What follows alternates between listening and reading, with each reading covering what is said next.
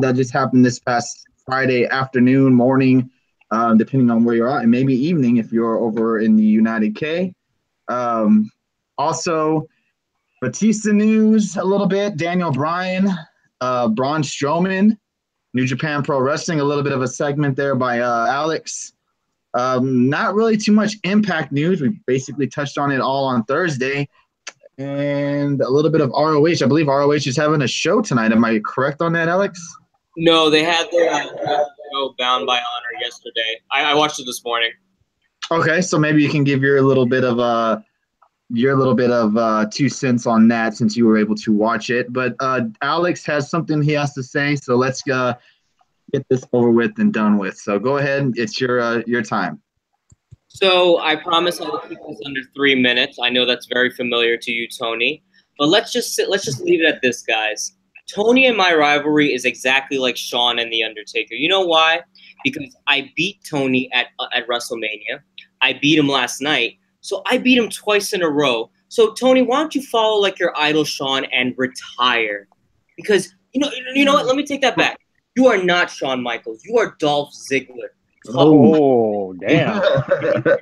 That's bad. I have you talk all this shit and then you lose when it counts. So let me tell you why that's a problem. Because for 4 weeks, I've had to hear Undertaker can't go over 4 minutes. Undertaker can't pick up anyone. No way he could do a choke slam. No way he could do it. So in that match that went on for 9 minutes and 49 seconds after the entrance, he did, watch me on YouTube, guys, 2 choke slams, 1 tombstone, 1 old school, didn't miss a boot to the face, and most importantly, because I'm not that much of a mark, Rusev got more offense than anybody gave him credit for. But you know what, Tony? You all softly. So I don't even know if a match with Red Sox at SummerSlam's even worth it, because it's going to end up the same old, same old. I just wanted to get that out of the way, get the Tables family, because I'm all about the business. I'm all about the family. I don't want to detract from the show. I just want to remind Tony about the second ass whooping I've given in the span of 8 weeks. Yikes. Yeah. Hey, well, it's not just me in the ring. It's me against creative. What can I say? When it's the Undertaker and he's Vince McMahon's pet, it's hard to believe. It's hard to win against those matches when the odds are stacked against me. I agree, Tony. So why don't you think of it like karma? You see, a good old friend of mine named Sean used to do certain things like that. And now you're just getting your comeuppance. All I hear about Sean is all fake news. Oh. Yeah. So fake news. Bruce Pritchard's just making all that up. Basically, he wants ratings, bro. I mean, who wouldn't do that shit? I mean. It's all fake news. But no, I just wanted to get that out of the way so we could talk about the rest of the show, because I'm sure we all have our thoughts about the greatest Royal Rumble. Oh, yeah. I'm sure we have a lot to say about that show. First off, it was definitely weird having a show on at 11 in the morning over here. I got off work. It really was. Had 2 hours to spare. And then you had the pre-show that started. There was no matches on the pre-show, obviously. A lot of just hyping up the show. It was a very long show. 5 hours is a bit much. And my question is, and I'm a little bit worried. Hey, what's up, Bliss? How you doing? Everybody, thank you for joining us tonight. Thank you for all the hearts and shares on Periscope and Twitter. Just want to throw that out there real quick. Thank you guys very much.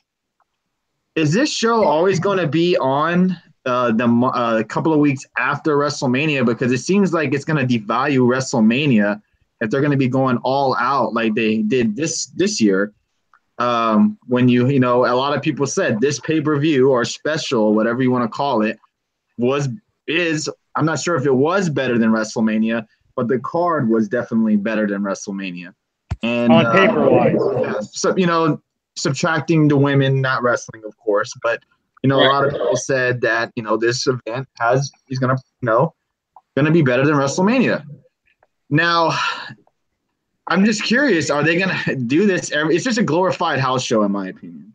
It's just a glorified house show because there was no title changes.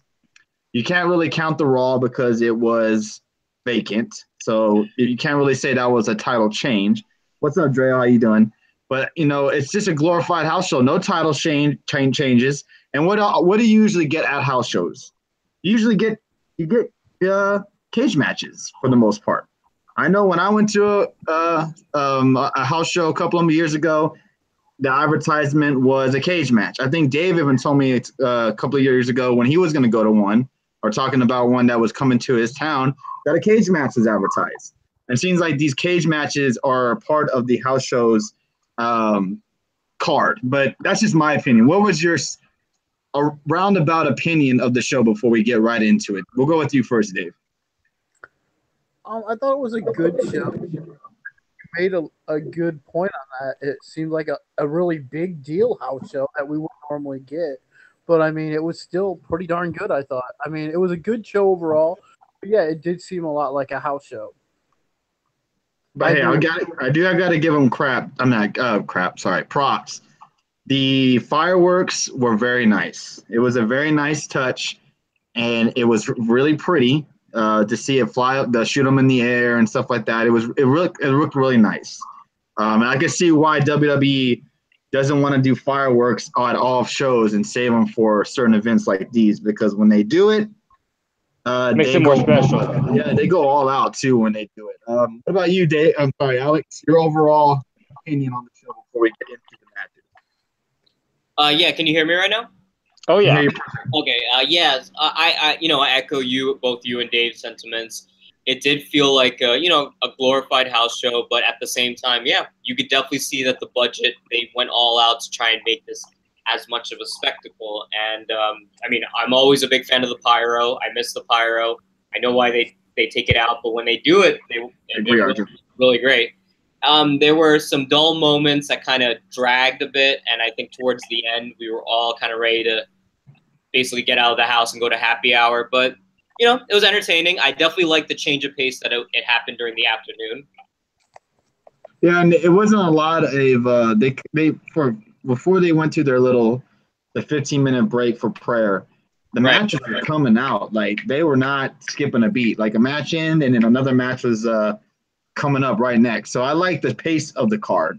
Like for a minute there, I think they had 4 or 5 matches in a span of an hour and a half, if I'm not mistaken. Yeah, they did. Right about that, yeah. They were going. They were knocking them out. So I'm like, man, is this show? Is it going to be 5 hours, or it might be shorter? But it ended up being 5 hours, of course. Justin, your roundabout opinion on the show?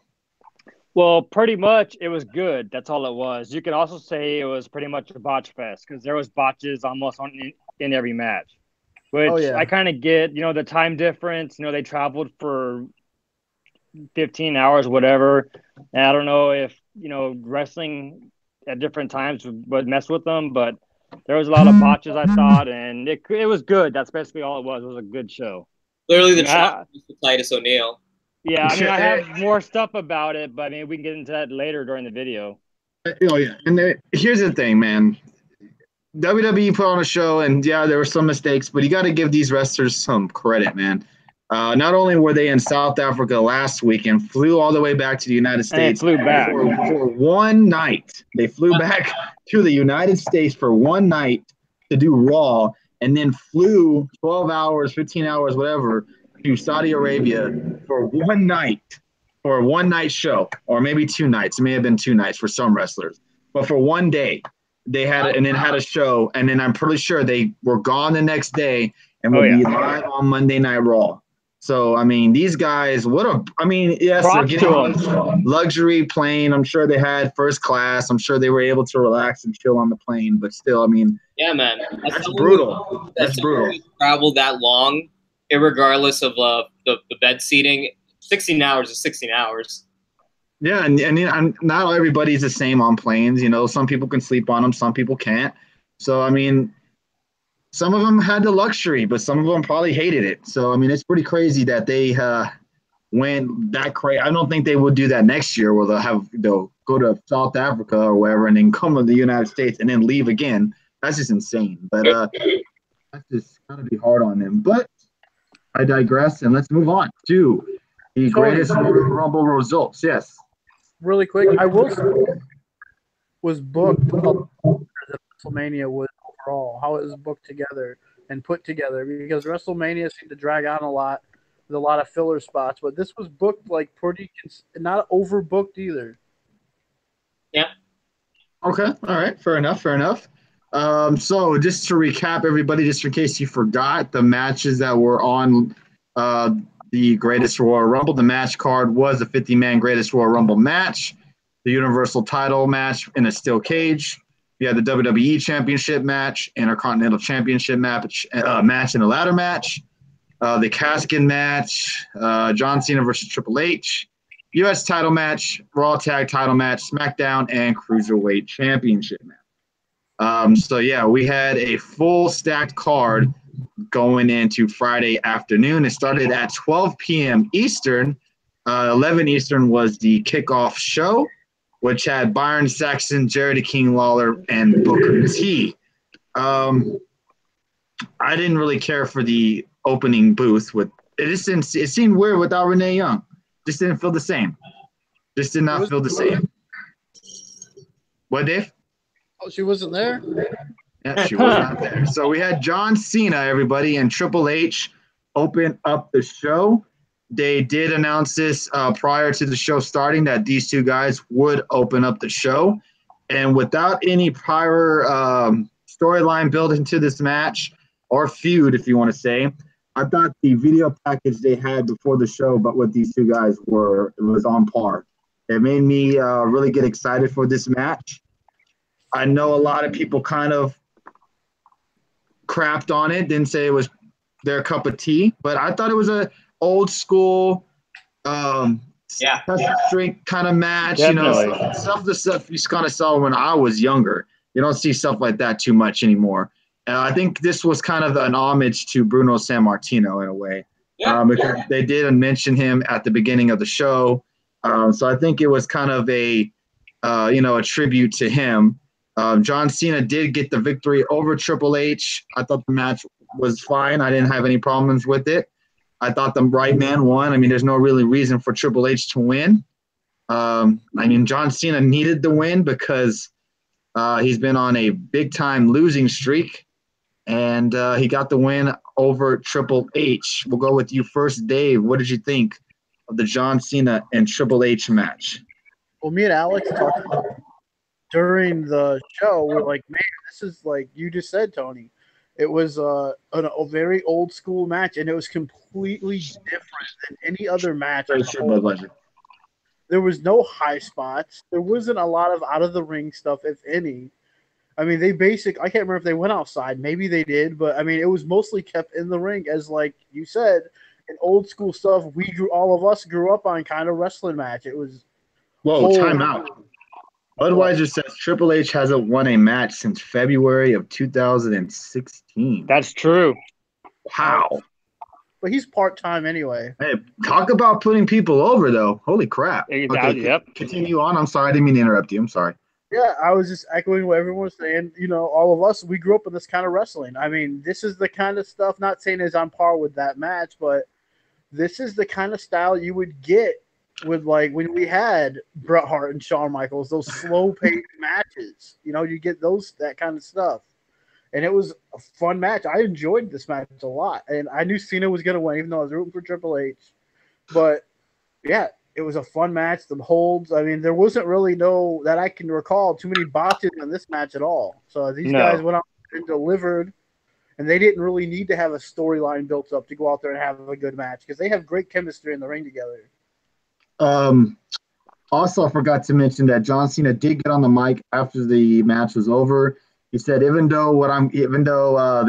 think he did mention his personal life. It doesn't have it right here on my screen, but he did mention a little bit of his personal life and what he was saying. You know, he's going through a difficult time, but he wouldn't miss coming here for the world. He said that he wouldn't have missed this event for anything in the world. He thanks them for their hospitality before dropping the microphone and leaving up the ramp. They were really kissing Saudi Arabia's ass for the most part while they were there. And so that was that. Let's go with you, Alex. Your thoughts of John Cena and Triple H. Yeah, I think you and Dave summed it up perfectly.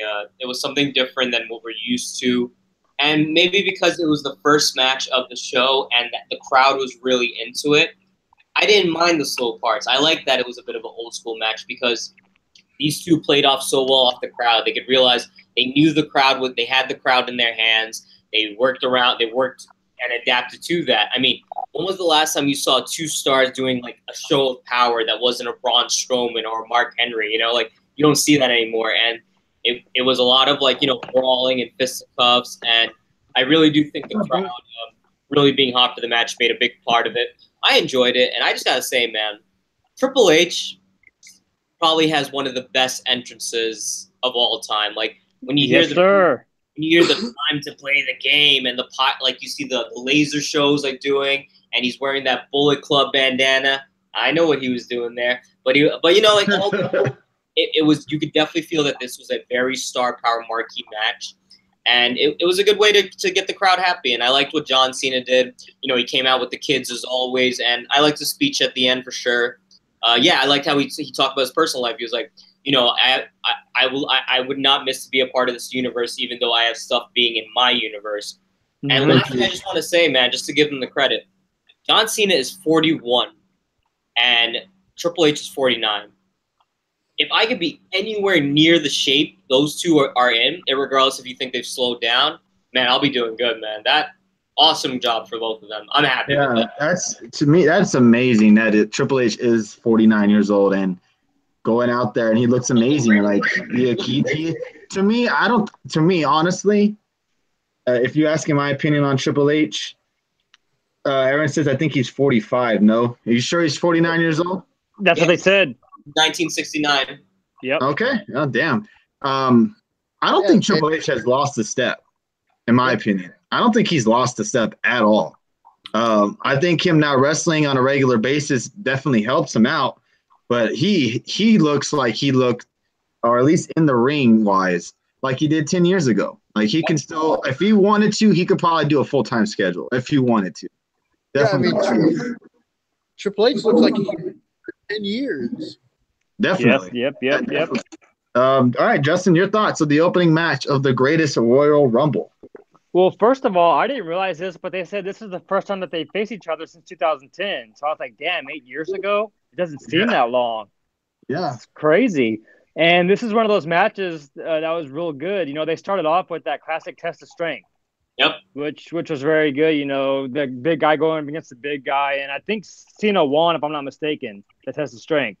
Yeah. But yeah, it was a good throwback match. I mean, they both got some very good, pretty good offense in, and I enjoyed the hell out of it. I thought it was really good. And I just find it funny that everyone says that Triple H always brings out his golden shovel, to bury everybody, but he has put over so many people these last couple of years. It's not even funny. Yeah, and he hasn't. To me, fine. If you want to criticize Triple H, go for it. But man, this guy has definitely changed wrestling in the WWE. He's 100% all about the business. And he has helped. Man, if it wasn't for Triple H being involved in wrestling in the WWE, I'm not sure what we would be getting right now in the WWE. NXT would probably still be a reality show. Exactly. Yeah, I mean, just imagine as much as we want to hate Triple H, just imagine if Triple H was not where he was right now in this position. I think it'd be a whole different story right now in the WWE. All right. Go ahead, really Dave. Quick. Okay, let's take a look. If we remember this a few years ago, it's been more than a few years now, but it was Triple H's idea. He said this. It was his idea to come up with the Performance Center itself. I mean, he wanted to make a place where it was the best place where people could come in and train. And if we would have a Performance Center, we wouldn't have what NXT is having right now. I mean, Triple H is women's evolution, really. That's because of Triple H. I mean, you think it would be because of Stephanie, but I mean, everyone wants to go to this Performance Center. I mean, man, it's because of Triple H and what he's done for wrestling. He's got his ear to the ground. He really knows what people are liking right now. Vince, maybe not so much, but Triple H knows what sells today. Definitely, without a doubt, and he even admits that he keeps in touch with what's going on in other wrestling companies. Yep. He's admitted that, so he knows what's going on. He knows who's hot in the industry. That's why we get who we get sometimes. I'm sure Triple H is dying to get his hands on Omega if he could, or just to name a few. And maybe possibly we'll see him soon. As that's just people hate to see them come to WWE because they kill them, as they say. But I'm sure Triple H has a great eye on talent, and I mean Ricochet. It has to be one of the prime examples of a guy that we never thought we would see in the WWE, and look where he is now. So pretty crazy. So let's go next with the. Go ahead. I'm sorry. And just to talk about this match. This and probably Undertaker was probably the most, like, not even being a fan bias, like, this was probably the most the crowd was into. Everything else, the crowd kind of died for. The only Undertaker. The only reason why they were into that damn match. You mean the reason in Saudi Arabia? Stupid entrance. It was a stupid entrance. That's the only reason why they were over. If Undertaker wasn't the Undertaker, would that guy right there, Mark Calloway, be over? That is really pathetic to say. Then you could say that about any wrestler. Oh, if I wasn't. I'm just saying, man. I mean, he was Mean Mark Callis, and that he was over then. So. I'm just saying. I don't know. You're just hating. See, I can I'm just saying. Right, Tony? If he came out, if he was the badass, but why Mark Calloway driving in on the motorcycle. Would he be like that? I don't think he'd have the crowd. Are you saying you'd rather have Shawn come out Shawn Hicklebottom? Hey, Shawn was Shawn Michaels. There's no Shawn Hickenbottom. There's Shawn Michaels. And Undertaker. That's all you need to know. That's all you need to know, buddy. But we'll get anyways. Taker, don't worry. We'll touch on fucking Taker in a little bit. We have the Cruiserweight title match between Cedric Alexander and Kalisto. And I know a lot of people were kind of crapping on this match. We were predicting it on on last Saturday night's show. And I thought this match was really good. And man, Kalisto, what did he do off the top rope? The Spanish fly off the top rope was insane, man. That was a really good match. I thought it was really good. I thought it was almost one of the matches of the night in my eyes. We all knew Cedric was going to retain, but I still thought the match was really, really good. Go with you first, Justin. What did you think of the Cedric Alexander and Kalisto match for the Cruiserweight title? Well, when this match was going on, this is right when I was getting off of work. So this is how it started for me. 11 o'clock came around. I got on my phone. I put the network on. I was dodging phone calls at work, like, hey, I'm trying to watch this. Hold on. Putting people on hold and forgetting about them on accident. So that's how it started out for me. But no, I was getting off during this match, so I didn't get to see it. Okay, fair enough. We'll go with you then, Dave. What did you think of the? Oh, so Budweiser gives it a 4 out of 5. Okay, I'm curious to see what was y'all's match of the night. Everybody, chat room and in the host booth, co-host booth, I should say. Alex, I'm sorry, Dave. What did you think of the Cruiserweight title match? The glorified bathroom break Divas match. Wow. Damn it. So it sounds like I didn't miss anything then. If I can quote Alex, it's the dump match because he told me he went and took a dump during this match. Yes, I did. Wow. Oh, you sure did. That's right. You sure did. Wow, that's insane, man, because y'all are a bunch. You don't want to say I hate. Hey, what's up, Kenobi? You think I'm a hater? Look at these guys hating on Cedric Alexander. We're not hating on Cedric, we're hating on Kalisto, because who wants to see the Rey Mysterio lookalike try to take on Kalisto when we had Rey Mysterio in the Rumble? Exactly. The matchup between Kalisto and Cedric and all these face versus face 205 live matches does not do anything for me. I use it as my bathroom break, so you already know my review. Wow. I have my prediction chart. And I didn't get Justin's predictions for last Saturday, which I'm upset about, but I have ours up from last Saturday night. Justin was out partying. Just playing. I was. So for the Cena match, we all got that one correct. We got John Cena win. During this time, we did not know who was facing Cedric Alexander. So that's why we weren't able to predict on that Cruiserweight title match. But I got all the predictions, and only someone did get the Greatest Royal Rumble champion right. I'm not going to say any names, but someone did predict it right. All right, so let's move on to the next match of the night, which was the Raw Tag Title match between Matt Hardy and Bray Wyatt. As we call them, the Woken Lovers. I got to give props to who said that? Was it Alex who called them the Woken Lovers? Props to them on that name. I love it. It makes perfect sense. Taking on the Bar for the Raw Tag Team titles. We got new champs. We have Bray Wyatt and Matt Hardy as the new champions. We'll go with you first, Dave. What did you think of the Raw Tag Team title match? It was okay. I was really that interested in it. I already knew the Woken Lovers were going to win, so it was like, you're going to win, so really what's the point of it? You know, I mean, I didn't really care for it that much. I fell asleep during the match, says Bliss. Wow. Damn. Harsh. Okay. Are you happy that the Woken Lovers are the new tag champions? We got to copyright this, I swear. If one night Michael Cole calls them the Woken Lovers, yep, I'm going to lose my shit.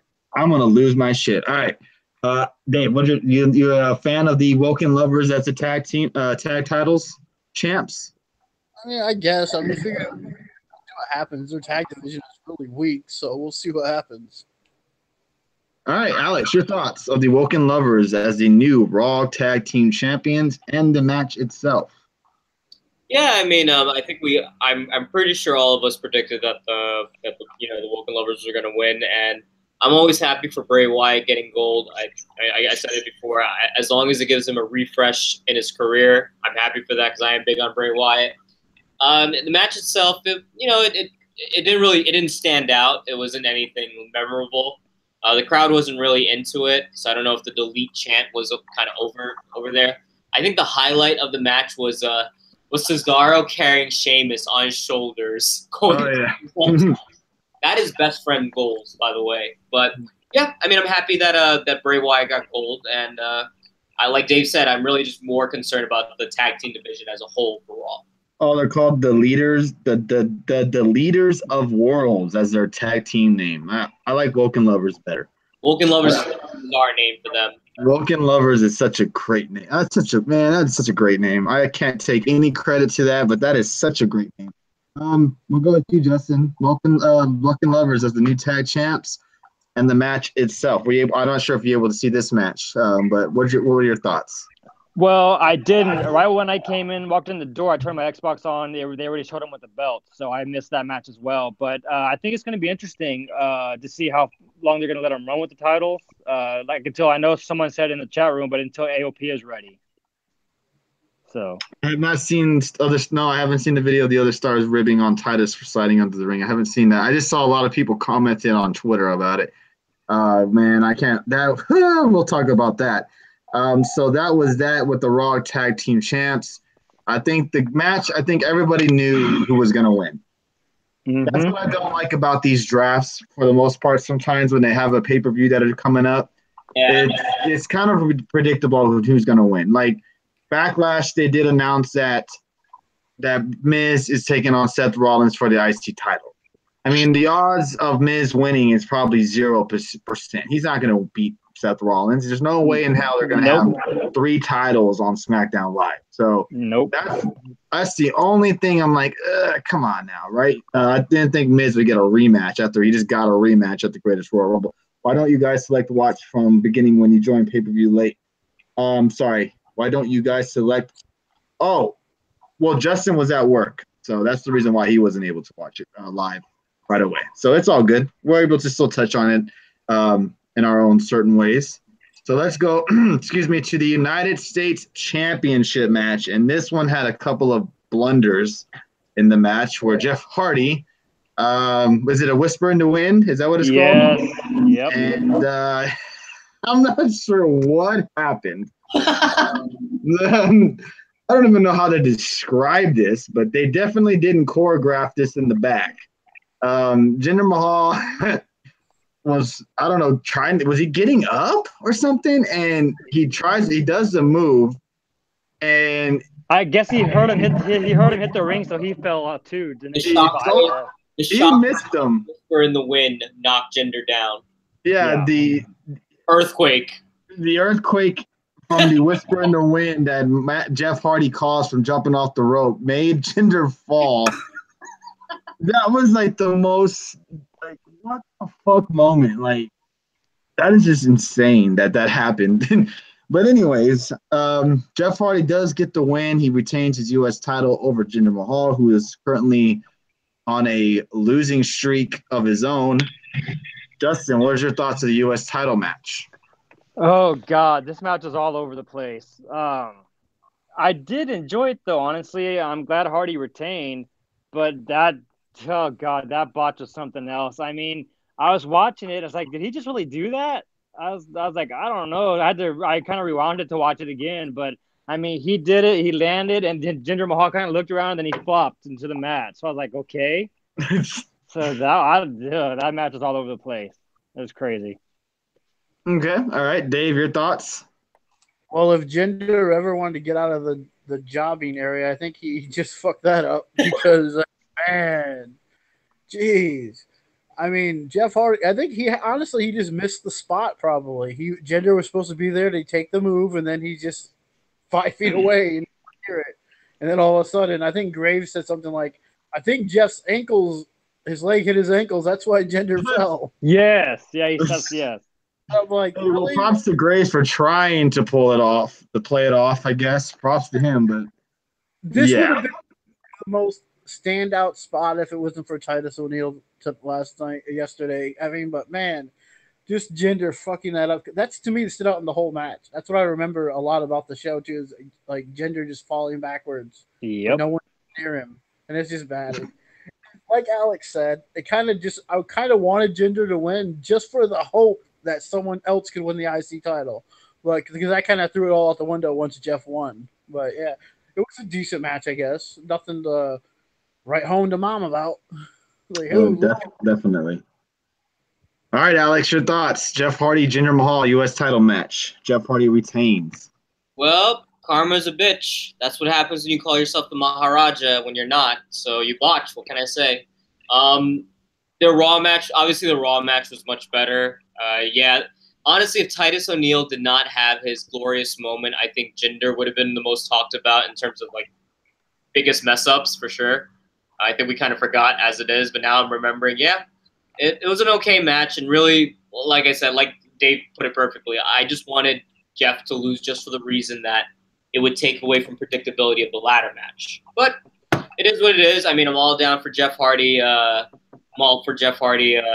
Keeping the title, and yeah, we'll see. I don't know what Jinder does from here, man. I mean, he's lost the last 2 weeks, he lost this, so and now he's got No Way Jose. Yeah, that's definitely who Jinder Mahal is definitely feuding with next is No Way Jose, as we saw. Corbin. Corbin.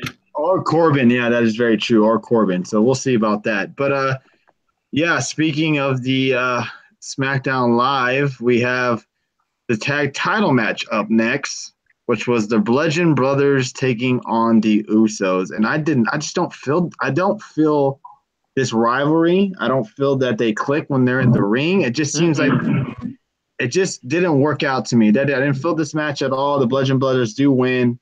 They retain the titles. Your thoughts, Dave?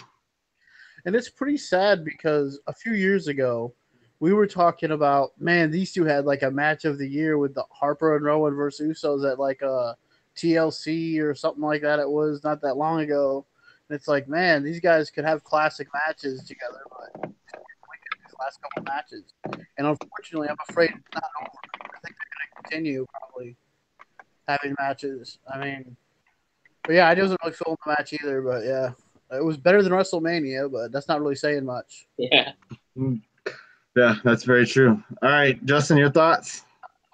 Really, to me, this match seemed like it went pretty fast. I don't know if that's how y'all feel about it, but I mean, it was real quick, and I'm just not feeling the Bludgeon Brothers. I don't know what it is about them. They were better in the Wyatt family than they are right now, honestly, to me. And the Usos can have a good match with anybody. It just seems with these two right now, they're just not clicking, like you just said, or it's off. I don't know what it is, but I just did not care for this match.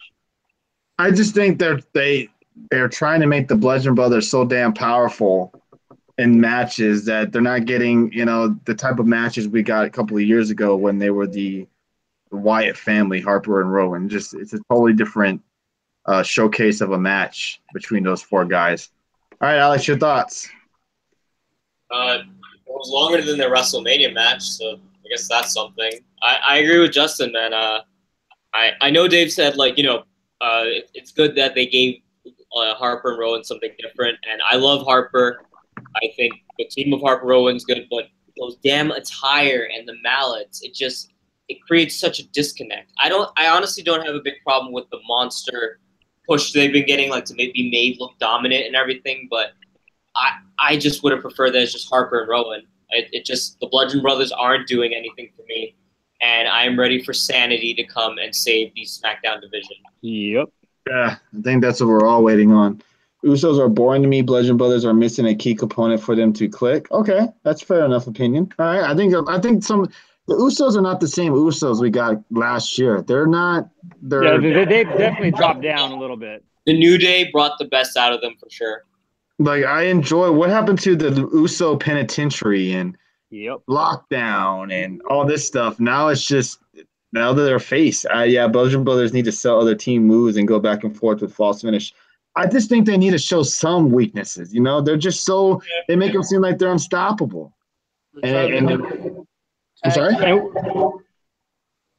I was just saying they're trying to make a tag team.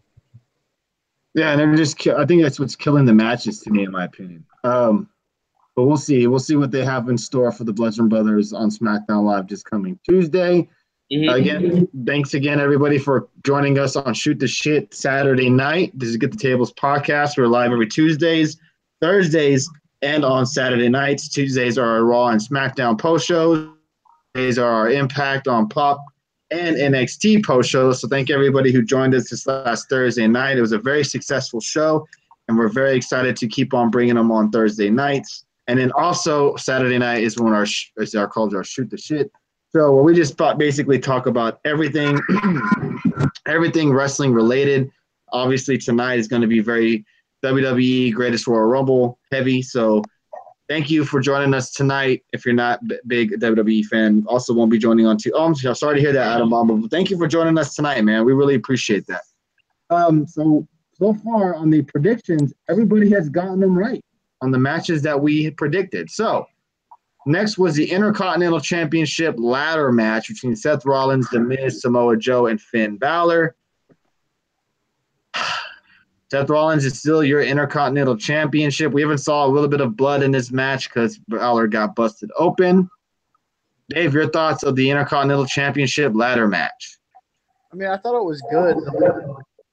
The little finish with Rollins was kind of cool, how he barely escapes with the title type thing or steals it from The Miz. It was a good ladder, which we all thought the ladder match would be good anyway. So, it was a good ladder match. Was it the best ladder match I've ever seen? No, but it was still a pretty good ladder match. Okay. Alex, your thoughts? Ladder match, IC title match. Well, I thought it was my match of the night. I enjoyed it a lot. I thought everyone had a good, pretty decent showing. I thought Finn Balor was honestly the MVP of that match in terms of everything, the damage he took, all the spots he was doing. I like the ending. It kind of, the reaction I had kind of gave me that WrestleMania 31 feeling. I wanted Seth to just take the IC title, run out, and just on the ramp, just spin everything around. But it was fun. I'm gonna be seeing Seth Rollins and Miz next Sunday, so obviously we know who's gonna retain. So yeah, it was definitely entertaining. Didn't mind it. It's right here, Kenobi. It's right there, my friend. There's the picture of Samoa Joe. But he's asking why it's not higher, though. Why it's not higher? Because it fell the other day. So I got to put it back on there, get it more secure so it doesn't fall. The one thing I don't like, though, is that this is a loss that Samoa Joe is going to take. He's going to lose again at Backlash. I understand, he's going to be on SmackDown. Hopefully they'll rebuild him. It's just, we're big Samoa Joe fans, so kind of felt bad for him there.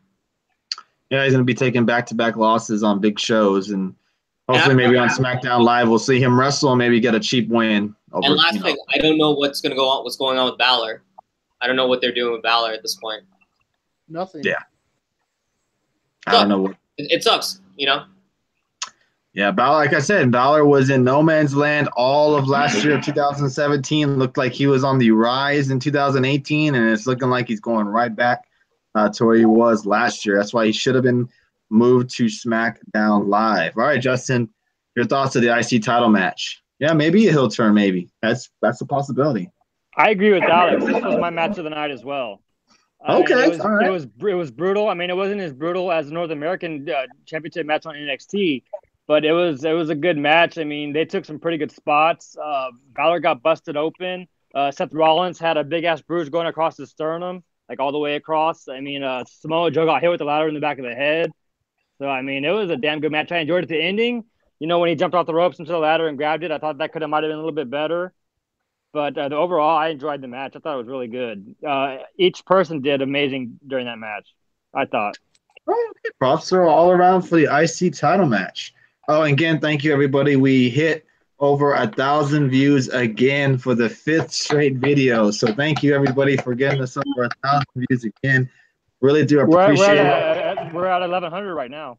And I think we have some viewers on YouTube up right now. So thank you for joining us on YouTube. I'm not sure if anybody's chatting with us on YouTube, but I do appreciate everybody who is watching us on YouTube as well. Thank you, everybody, for joining us. All right, so next we had 4 prospects are shown in the ring with Mike Rome. He introduces them. I don't even want to try to butcher these names.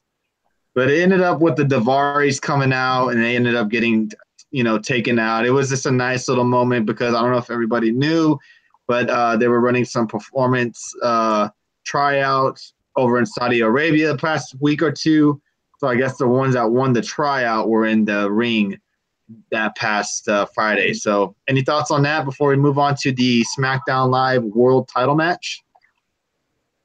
The only thing I was going to say, I thought that was pretty ballsy to have them come out. I mean, I don't know my history between them, but I'm pretty sure Saudi Arabia and Iran don't like each other. So I thought that was kind of ballsy to have them two come out during that with that big ass crowd. Okay, Alex, Dave, anything? Yeah. I really loved the spot that they put Arya Daivari in because, man, he could really be as good, if not better, than I think it's his brother. Because, man, he knows how to get heat. He really does. Yeah. And he's really lost on 205 Live. Him and another guy who's injured right now is really good too. I can't think of his name now. He used to do Alicia Fox type thing. I can't think of his name, but Noam Dar. Yeah, Noam Dar. There you go. That's another guy who is 2 guys who are really lost on 205 Live, and they're really good talents. And man, Daivari is great. I love how he always makes this shirt is worth more than your home type thing, and it's just awesome. I mean, I love that guy. He's one of my favorite heels on there. The small guy is a successful indie wrestler right here. Oh, okay. So one of them is a successful indie wrestler. Okay, but hey, I hope they bring back the what was his name? The main guy. With the long hair. Is it Ari Daivari or Sean Daivari? Which one is the younger? The veteran. Oh, Sean. I hope they bring him back. I think he would work very well in 205 Live. Agreed.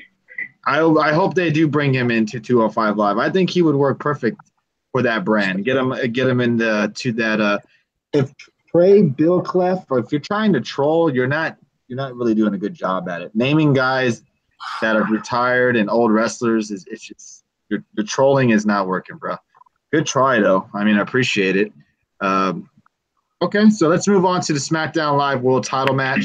Obviously, as you saw before the show, I did play Nakamura's music. No, he did not win the title, but he does have new theme music.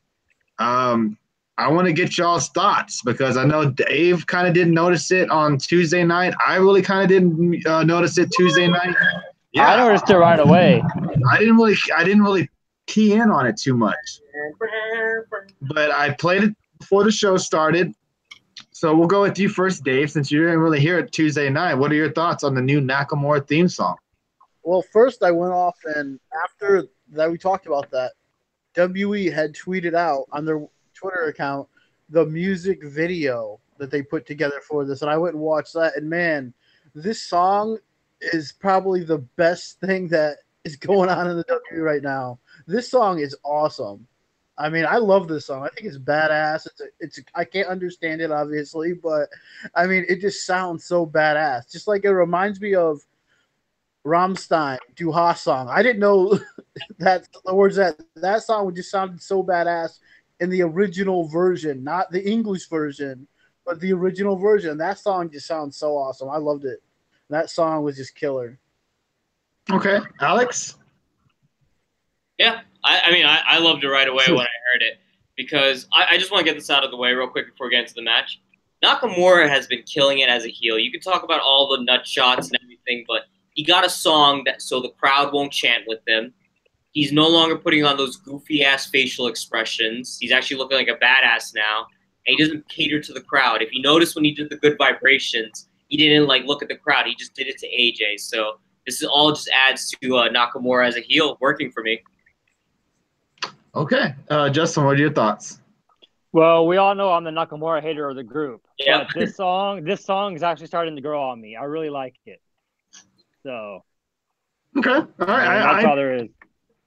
I didn't hear the song till today because even on Friday, I didn't really pay attention to it too much. And then when I got off work this morning, I went on YouTube, doing some YouTube searching, and I saw it pop up on my screen. So I was like, I'm going to listen to it. It was the video that Dave was talking about, the music video.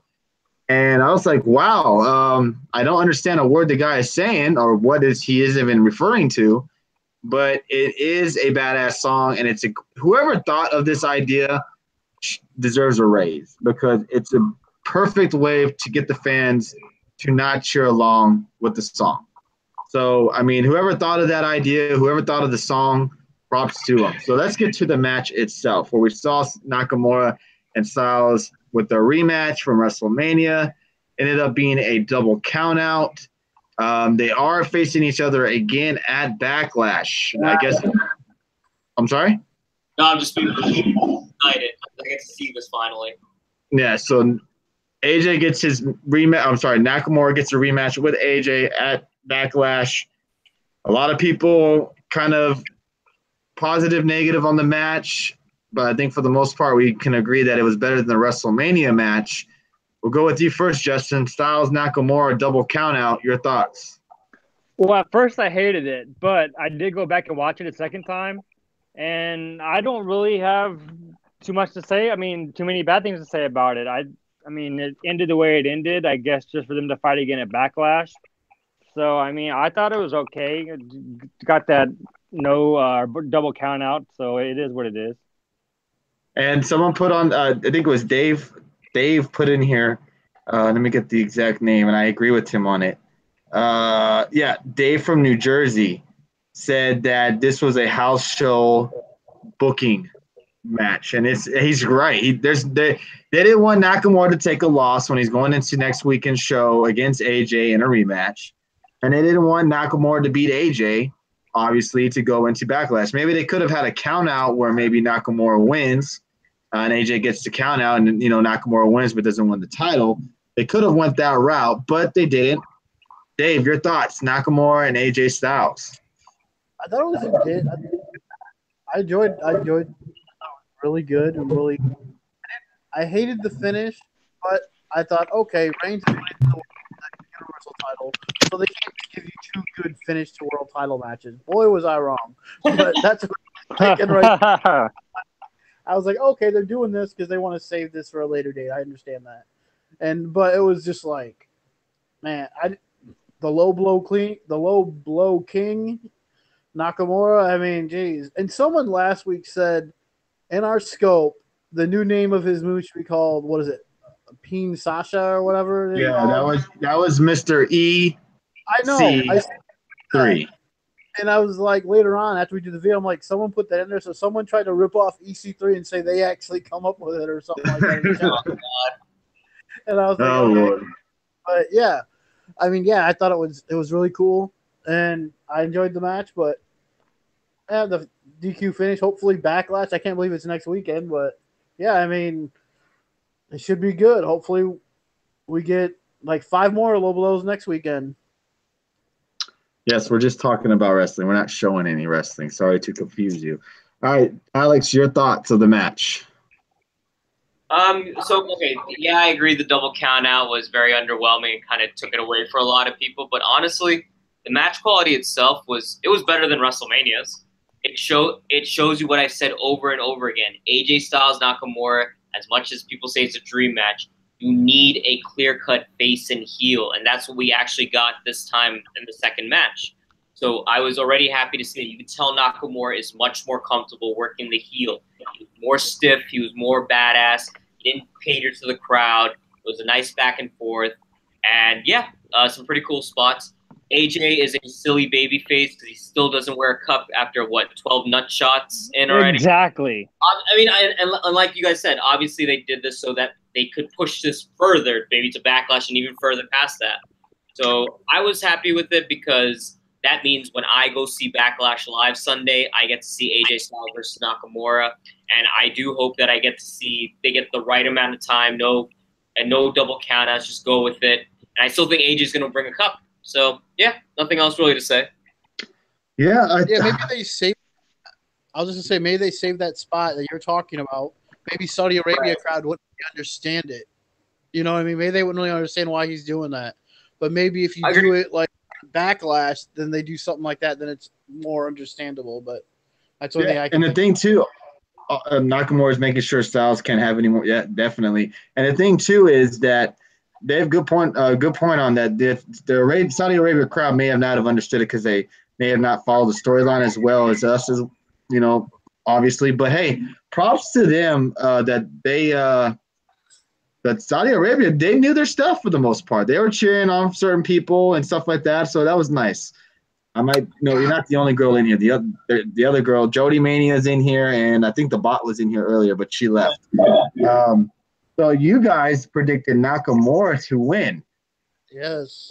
So y'all are incorrect, sir. And I picked Styles to win. So that is one X on your guys' slots. Congrats, you're winning. No. Alex can agree with me, hopefully. What? Did AJ win the match, or was it a draw? So didn't Nakamura still win? This is like Shawn Michaels versus Bret Hart. Did Shawn win the Iron Man match? It's a no contest. No one won. So I'll just blank it out. But Shawn fucking won. All right, get the fuck over it already. Damn straight he won. 1, 2, 3. Brett lost. Super kicked in the face. All right, so let's move Brett's on. A bitch. To whoa. I'm glad Goldberg kicked him in the head and retired his ass. Jesus. I am sorry, Bret Hart, if you're watching this tonight. I apologize, Bret. Not everybody feels that way. Oh, great. I'm a Shawn follower, so he can suck it. This is definitely up there with when Dave gave the 5 rating to SmackDown. God dang. Wow. The views of do not reflect on the entire staff of Get the Tables. Yes, exactly.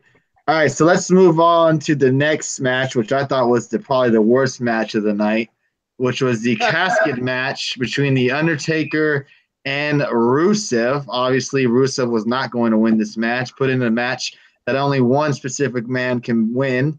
That is HBK, who's only beaten him in his own match. I don't count Kane, so just stop already. So Rusev did get some offense in. He looked good. Props to The Undertaker for allowing him to get in some offense because you know how Taker is. Only certain people can get offense on him. So he allowed Rusev to get some moves on him. He almost killed Aiden English with the tombstone, literally. If you would go back and watch, he almost killed Aiden English. And The Undertaker ends up beating Rusev. No surprise here. Should we just move on to the next match? Because there's not really much to talk about that, right? Am I right on that? Well, I was going to say something about it, but Alex can go first. No. You two finish. Go ahead. Go ahead, Justin. Okay, good thought. This is all I'm going to say about this match, and this is not because I was a little feud with Alex here. So to me, a casket match is the lights go out, the Druids come out, they roll the casket down to the ring, and Taker comes out with the Druids. Yeah. So that was missing for me. You know, maybe they couldn't do that in Saudi Arabia. I don't know. And the only thing I'll say is, did they get that casket from like a discount casket place? Because it had dents and stuff all over it. I mean, I don't know if anybody else caught that, but that just annoyed me. It was dented all. It was dented all over the place and that. But I mean, that's just me. That might just be me. But anyways, I mean, Taker did look good, but I mean, he was fighting Rusev, and you could say he was fighting Aiden English as well. What's so, up with CM Punk? We all knew what was going to happen. CM Punk's in the UFC, bro. He's fighting in June. And I forgot someone put something in before. Kenobi putting Undertaker signed on for 4 more wrestling matches. Probably 2 or 3 of them will be on house shows. So you probably won't even see him wrestle. Sorry, guys. And he needs to fix his hair pieces as well, because that was bad. That was bad. I'll give you that. Undertaker, hey, go talk to HBK, all right? Go get down counseling about your hair. Time to let it go, bro. Let it go. Just go let the hair go. Rock the short hair, Undertaker. It's okay. We've all been there. He started to turn into Baron Corbin hair-wise. Yeah, it was really obvious. All right, Dave, your thoughts on the casket match? The legend, The Undertaker. The crowd went nuts when The Undertaker came out. They were like, wow, this is The Undertaker. And if you didn't get excited to see The Undertaker come down to the ring, then you're dead inside. So there you go. Because, man, his entrance and then actually putting some moves over. And I thought of you guys, Justin and Tony, when I seen a Taker throw Rusev onto the casket. I thought of you guys. Oh, God. Damn it. I'm sure Undertaker did a lot better job throwing him over the rope onto the casket than he did carelessly to Shawn Michaels. Yeah, how are you going to botch a move with the greatest wrestler ever? Career. Was it carelessly, or was it intentional for Shawn's behavior in the 90s? Hope Undertaker has intentional, and he has a career-ending injury in one of his house show performances. Yeah, he can't break no more hips. No, but overall, I was generally surprised on how much offense Rusev got in this match. Yeah, me too. I mean, thank you, Undertaker, for allowing offense by Rusev. There really wasn't a lot of, maybe that's because the crowd we were at, but I didn't really notice too much Rusev Day stuff at all. So I don't think I did. Maybe it was the beginning, but I didn't notice anything. It was all pro Undertaker. And I mean, even getting his finisher on Undertaker and almost putting him in the casket, and then that tombstone Taker hit on and the moves he was doing in this match, he ain't busted out in a long time. I was like, holy crap. I mean, so people want to talk crap about Undertaker, but he pulled out some moves he ain't done in a while to show people that he can still put on some good performances, and it was more than 3 minutes long. Yeah, surprisingly. Oh, yippee. Yeah, more Undertaker matches. Who is he going to face next week, y'all? Nobody. It depends. Who do you want to get buried next? Who do you love most? And I'll bury him. I want to see Undertaker have a good match with Strowman. I want to see him have a good match with someone other than a guy that he can just pretty much throw around and mess around with. Well, Ty Dillinger's not doing Rusev is a guy. Okay, Tony, why don't you get in a ring with Rusev and tell me you can throw him around? He's not a small guy. Oh, I know that, but I'm just saying, for the most part, I want to see Undertaker pick up Braun Strowman for a tombstone. Right? Or freaking Big Show. Without breaking up his back. Well, given that Braun's the same height, that would not be nice. Don't you remember when Kevin Nash tried to powerbomb Big Show? Don't do that. Yeah. But hey, I'll give Undertaker props, though. I'll give him props. One thing, that Undertaker did put Rusev over for the most part. Yep. He did put Rusev over. I think if I don't know if anybody else saw it on Twitter, Rusev did put respect to the Undertaker. So I'm pretty sure Taker said some things to Rusev after that match and probably said some high things about him. So yeah, I mean, how many guys can say they've been in the ring? We talked about this when we thought he'd get pulled from the match, but how many guys can say they've been in the ring with, or they've had segments too? Had a segment with The Rock, did some stuff with The Rock, wrestled John Cena, and now wrestled The Undertaker in a casket. I mean, how many people can say that? Not too many. He had a better match with Undertaker than John Cena for sure did. Yeah. All right, go ahead, Alex. Your thoughts. Well then, YouTube followers. Oh, Jesus Christ. Now, I already said the kayfabe part of our show in the beginning, so I will say this just as we do on the show. Undertaker did look better. I was definitely surprised with what he gave us. I like you guys didn't really expect it to be a long match, so anything after the 5-minute mark was happy for me. I agree with Dave. I was definitely surprised to see him whip out some moves like he does the apron leg drop. He was obviously Aiden English getting involved, and I know that they worked it well with Rusev kind of escaping the ring and whatnot, but hey man, the crowd was forget the entrance alone. The crowd was hot for that match throughout the whole match, and I wasn't joking earlier when I said the crowd was the most hot for John Cena and Triple H and Undertaker and Rusev. And I am really and I know for the storyline, I'm happy that Rusev got buried, but obviously, I am happy he got more offense than we all expected. And say what you want, guys, this is still a big rub for Rusev. And the only reason I ever got upset was because people are using Taker as a scapegoat for the months and months of Rusev burial. That's been happening way before you knew Undertaker was going to face Rusev. Yet all of a sudden Taker comes and he's like the new revelation that Rusev's going to get buried. So like Tony said, I'm hoping that, Taker put in a good word for Rusev. The fact that he showed respect, that can be good for our guy. I mean, Taker comes in maybe 3 times a year, but Rusev is a full-time wrestler and he's gotten over on his own. So I only hope the best for them. And that's really all I have to say. I was worried for the tombstone, definitely on Aiden English, but didn't happen. And man, Rusev Day getting buried, guys. Undertaker not only buried Rusev, but he buried Aiden English too. Mm-hmm. That was amazing. And I will end it with this, guys, because I am not that much of a mark. The Undertaker needs to go to the same barber Sean is going, because I don't know what the fuck that was when he took off his hat. Also, the hat mark, dude. That he had that hat mark for John Cena's thing as well. So I'm like, maybe put some lotion or something like that there.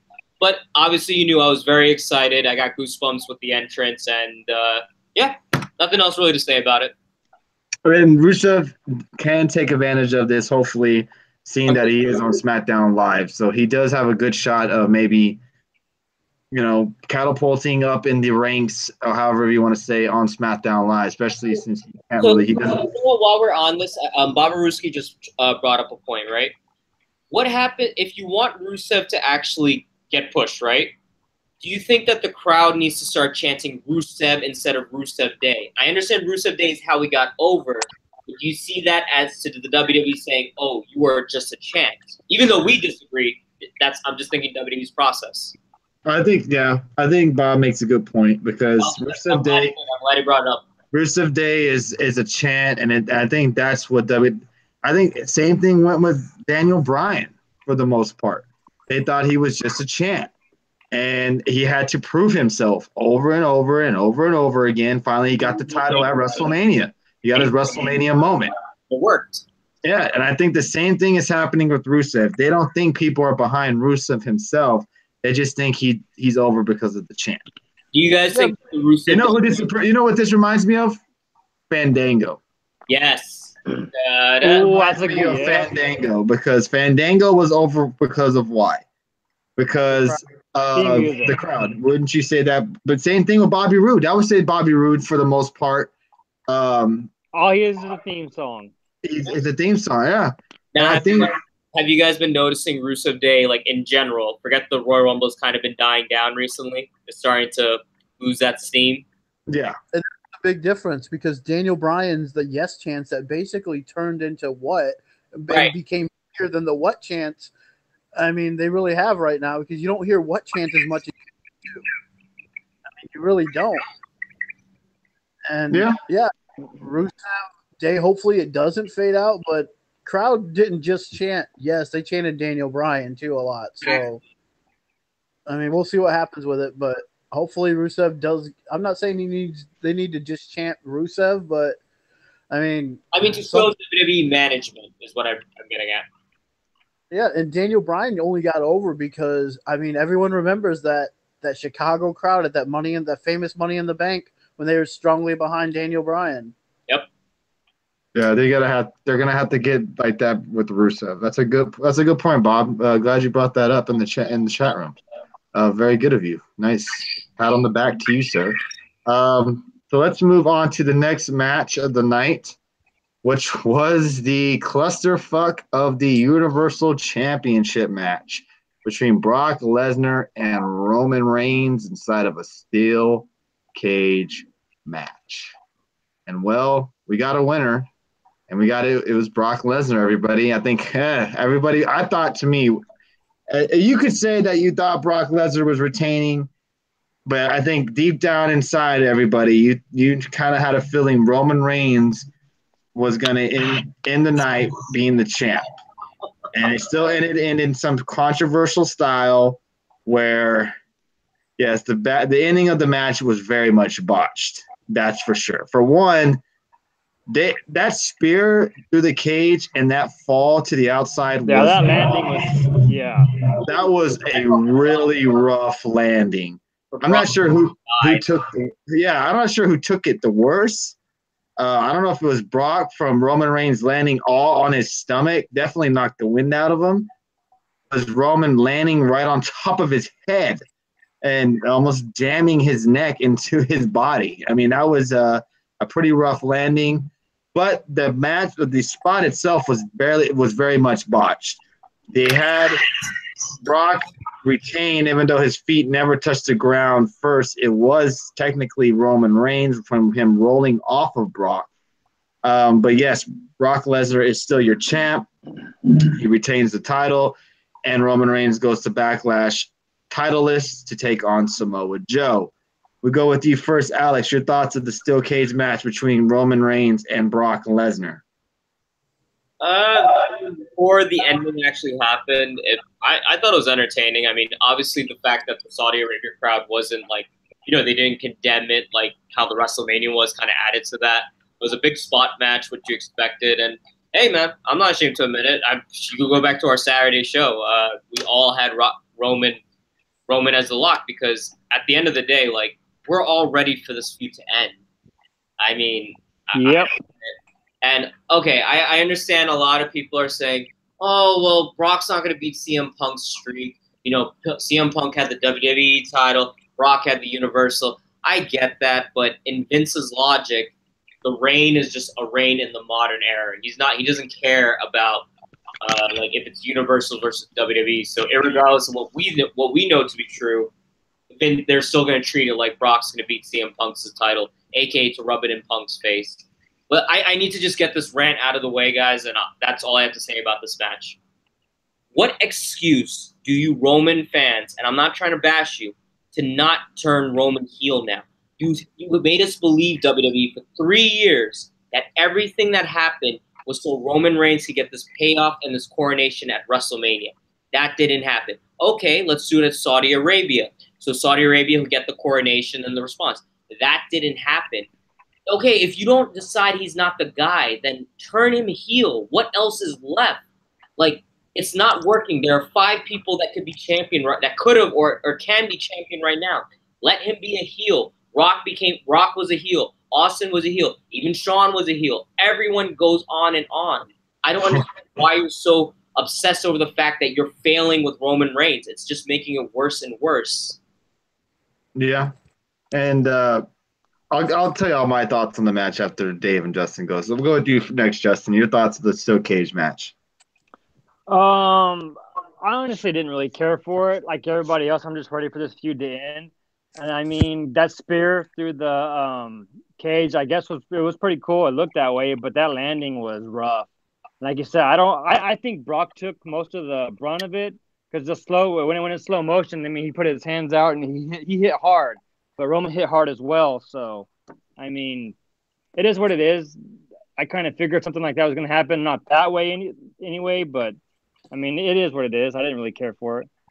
Okay, all right, fair enough. Yeah, Brock definitely was hurt after that. He definitely had something out. And Bob Ruski, got to give him props again, put a good point. And he says that they're probably just keeping Brock strong because he's in the UFC. And that's a good point. That's a logical point that's something Vince would think of. Dave, your thoughts? Okay, because I think Roman Reigns should have won this match. I mean,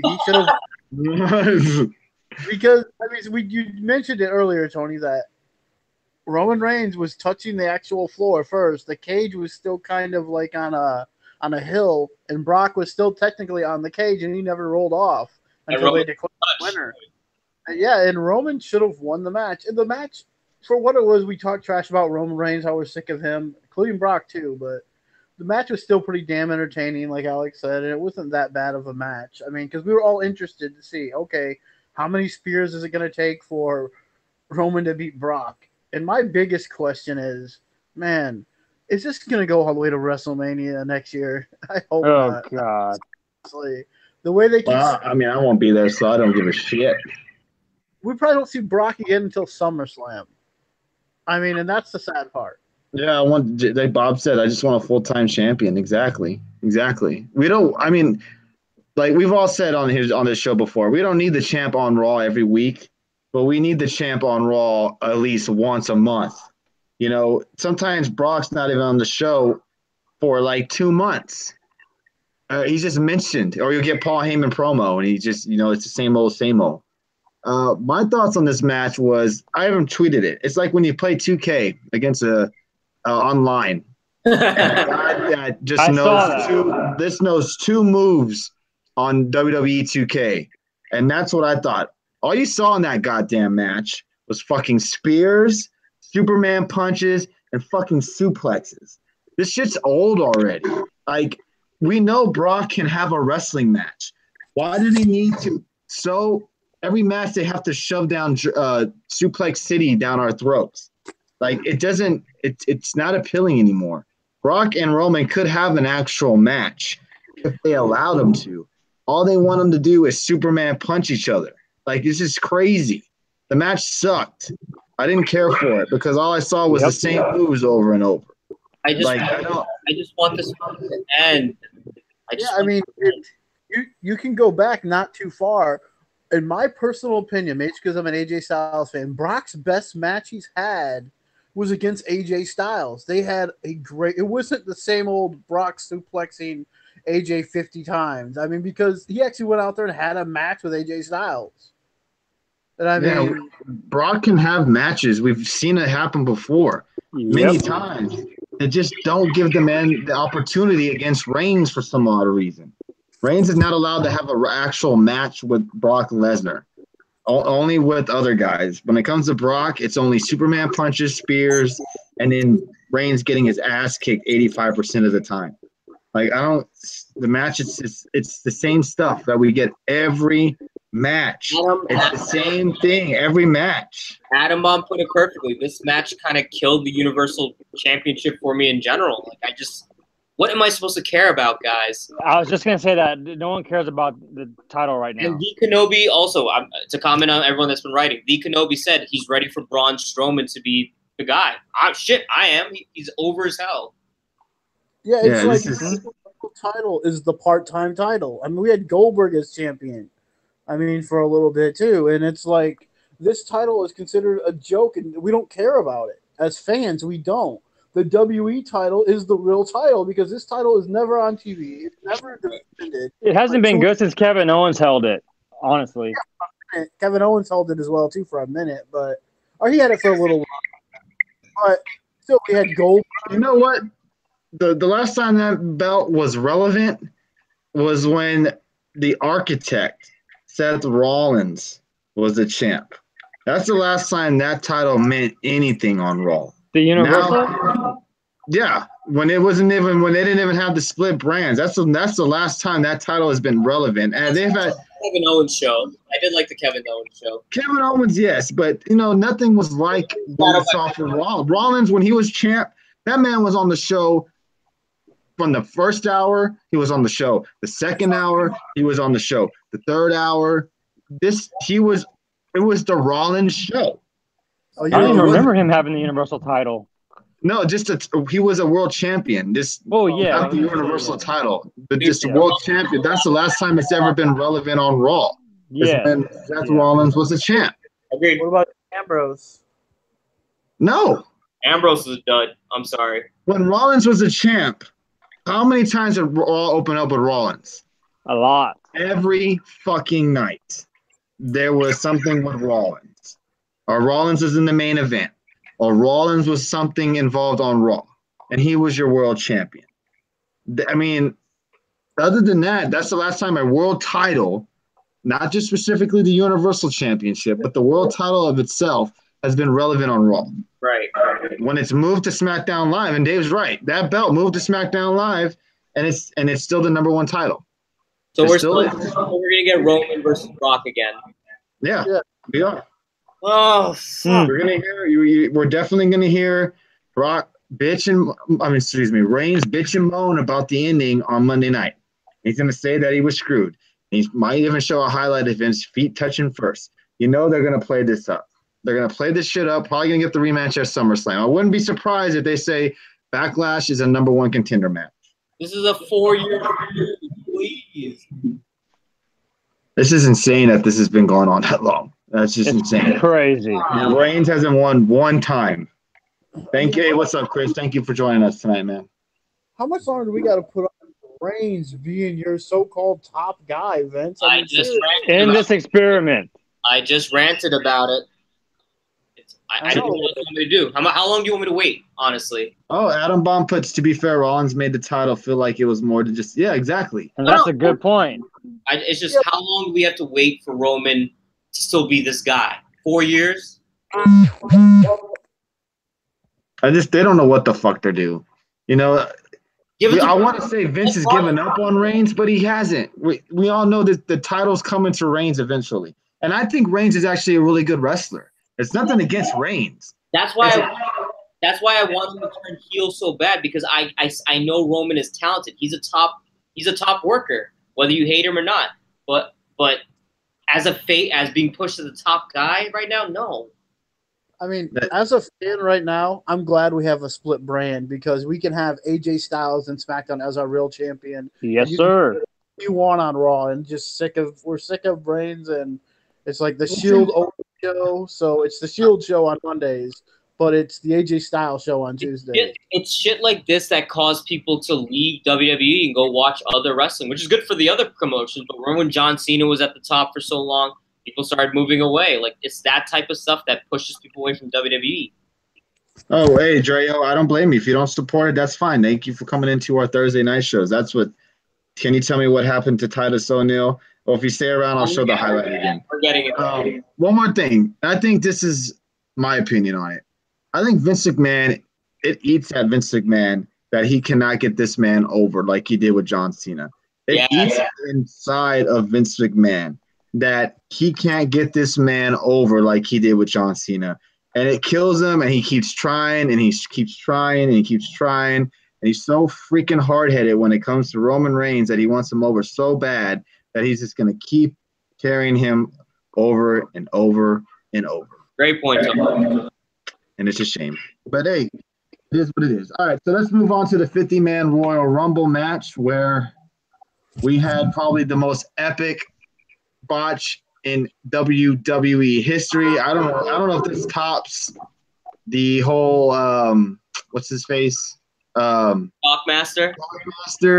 But it is definitely right up there, man. So let's go up with the 50-man Royal Rumble. The number 1 and number 2 entrant were Daniel Bryan and Dolph Ziggler. You said that. I'm sorry? You said that wrong. What did I say? You said Daniel Bryan, Dolph Ziggler. It's the Iron Man, Daniel Bryan.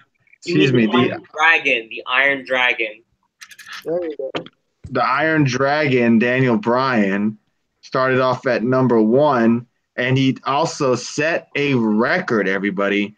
And I want to show you a picture of Daniel Bryan afterwards of this. That was insane. This man, he entered number 1 in the 50-man Greatest Rumble and was officially has officially beaten the 62-minute mark by Rey Mysterio, who set that in 2006. He was in the Royal Rumble itself, everybody, for 68 minutes. Oh, that was an hour and 15. 15. Hour 15. That's what it says right here.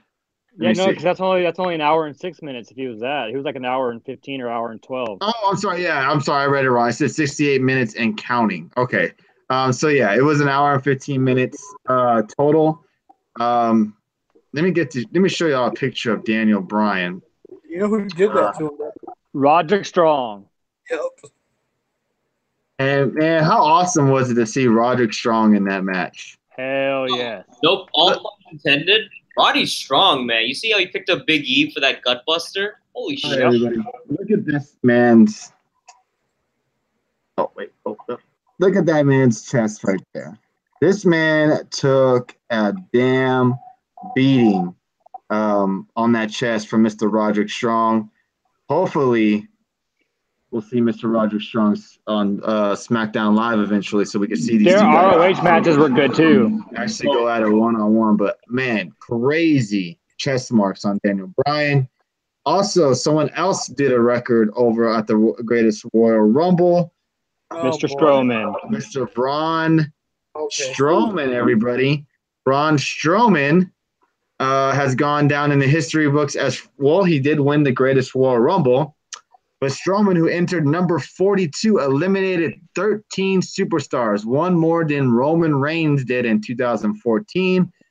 Strowman eliminated Big E, Heath Slater, Baba Tunde, Titus O'Neil, Dan Matta, Ty Dillinger, Kurt Hawkins, Bobby Lashley, The Great Khali, Kevin Owens, threw Shane McMahon off the ropes into a table. That was Chris Jericho, and eventually the last guy, Big Cass. I did put it in our Greatest Royal Rumble chat that I thought maybe Cass or Miz would throw out Daniel Bryan, and well, Daniel Bryan was thrown out by Big Cass further along their feud that is going on and ending up at Backlash. Got a little bit more heat on Big Cass, so it made sense. We'll go with you first, Alex. Your thoughts of the Greatest Royal Rumble itself, the match, and Braun Strowman winning, and your favorite highlight of the match other than Titus O'Neil tripping and falling. I mean, I think at this point, I think we were all kind of starting to get burnt out. It's just natural after watching a wrestling program for 4 hours. The commentary was really starting to annoy me, man. They were just completely checked out. They were all over the place. Like we talked about before the show started. They just did not care. In terms of my favorite moment, I would have to say that little exchange between Daniel Bryan and Kurt Angle, where Daniel Bryan was doing the yes kicks, and then Kurt Angle caught it into an ankle lock. So I popped for that because obviously it gave me a tease of what these two could do in a singles match. It is a dream match, you know. With that said, yeah, I mean, I think you and Justin called Braun winning, so that's a good call. You know, he was very over. He was extremely over. And I know we said other than Titus, but I'm sorry, man. Titus saved the Greatest Royal Rumble for me, man. When that happened, and the way commentary just buried him completely, I was dying. I immediately found the GIF and I made a meme out of it right away because I really couldn't focus on the rest of the match. Yeah. If you want to see it one more time. Also, oh sorry. Oh, that guy's in here again, everybody. Here's it one more time. Oh, no. God damn. Him tripping and falling down into underneath the ring. This was by far, I don't know. This is just pure amazement. Like, you could see. Oh, my God. Right there, he trips on something. I'm not sure what he tripped on, but he trips and just bites it. Geez. I mean,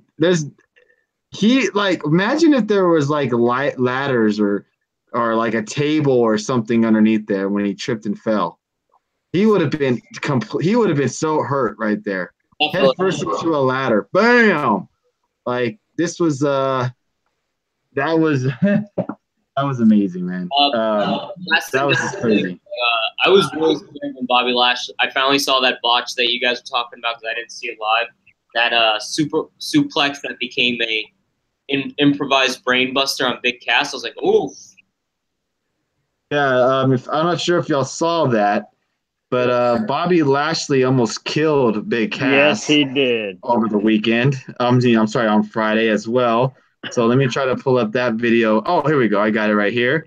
All right, everybody, let's all watch Big Cass almost die. So right here. Okay. Okay. Oh, didn't play. Didn't play. Good. Here we go. Let's watch Big Cass almost die, everybody. While it loads. Okay, here it goes. Oh, whoa, whoa, whoa. Oh, wow. Set timeout error. Really? Really? Really? You're going to do that to me? Difficulties. Really? You're going to do that to me? Website? You're going to do that to me? Let me try to get the video back up. Tablet doesn't want to see Big Cass anyway. Oh, there it is. Okay, here we go. Here we go. Here we go. Here we go. Here we go. Here we go. Here we go. Here we go. Here we go. Here we go. Here we go. Here we go. Here we go. Here we go. Here we go. Oh, where's the play button? Where's the play button? Here we go.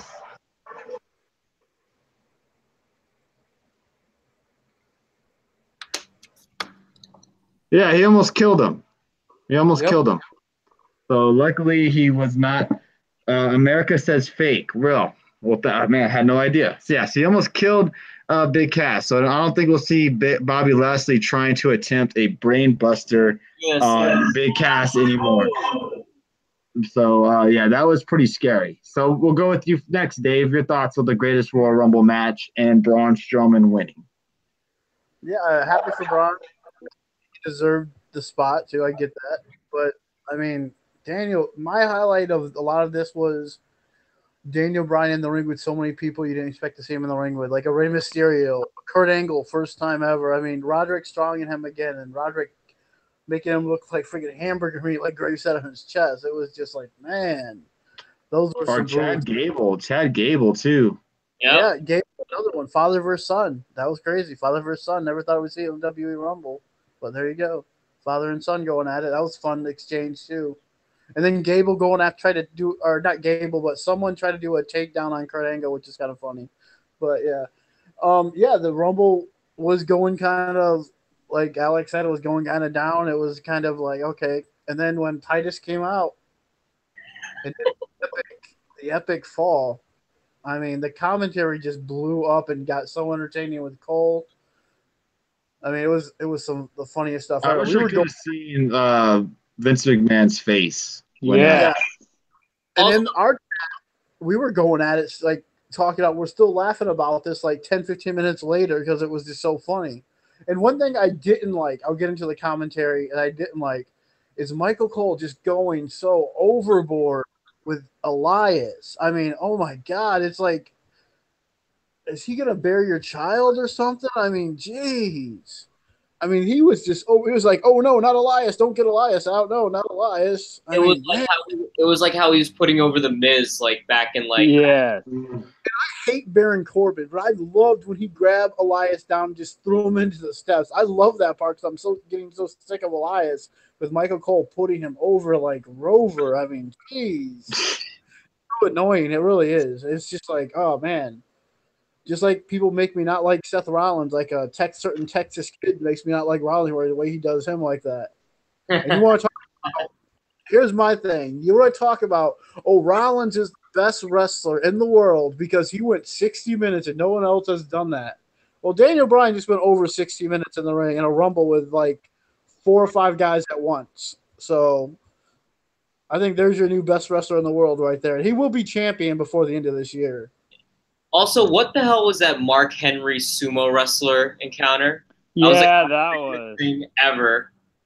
Yeah, I don't even want to remember that. Justin, your thoughts?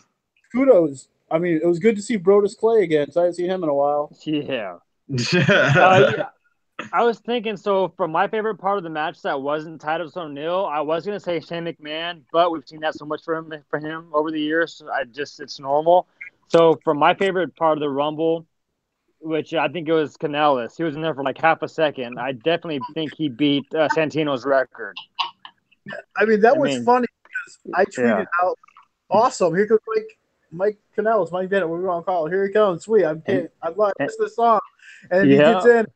the song was longer than his freaking lasting time in the Rumble. Yeah, I was like, I felt a little bad for him, but he did tweet out saying that there's nothing to complain about. He's with the WWE's on the main roster.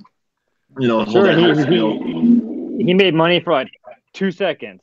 Yeah, unbelievable. But yeah, I mean, I enjoyed it. Now, and the whole Titus thing, yeah, it was funny as hell, but it could have been serious because that's normally where they have the LED screen on that side of the ring, like everybody else says in the chat. Jesus. And if he would have hit the LED screen going as fast as he was, he could have broken his neck or something serious. And it's a good thing they didn't have, like you said, ladders or tables there. I mean, because that would have been bad. And he went all the way into the ring, so he had some full momentum taking him all the way down there. It was like he was running on a water slide. Yeah, I mean, he disappeared for like 2 seconds. That was just insane. That was just crazy. Hornswoggle or something. It was really bad.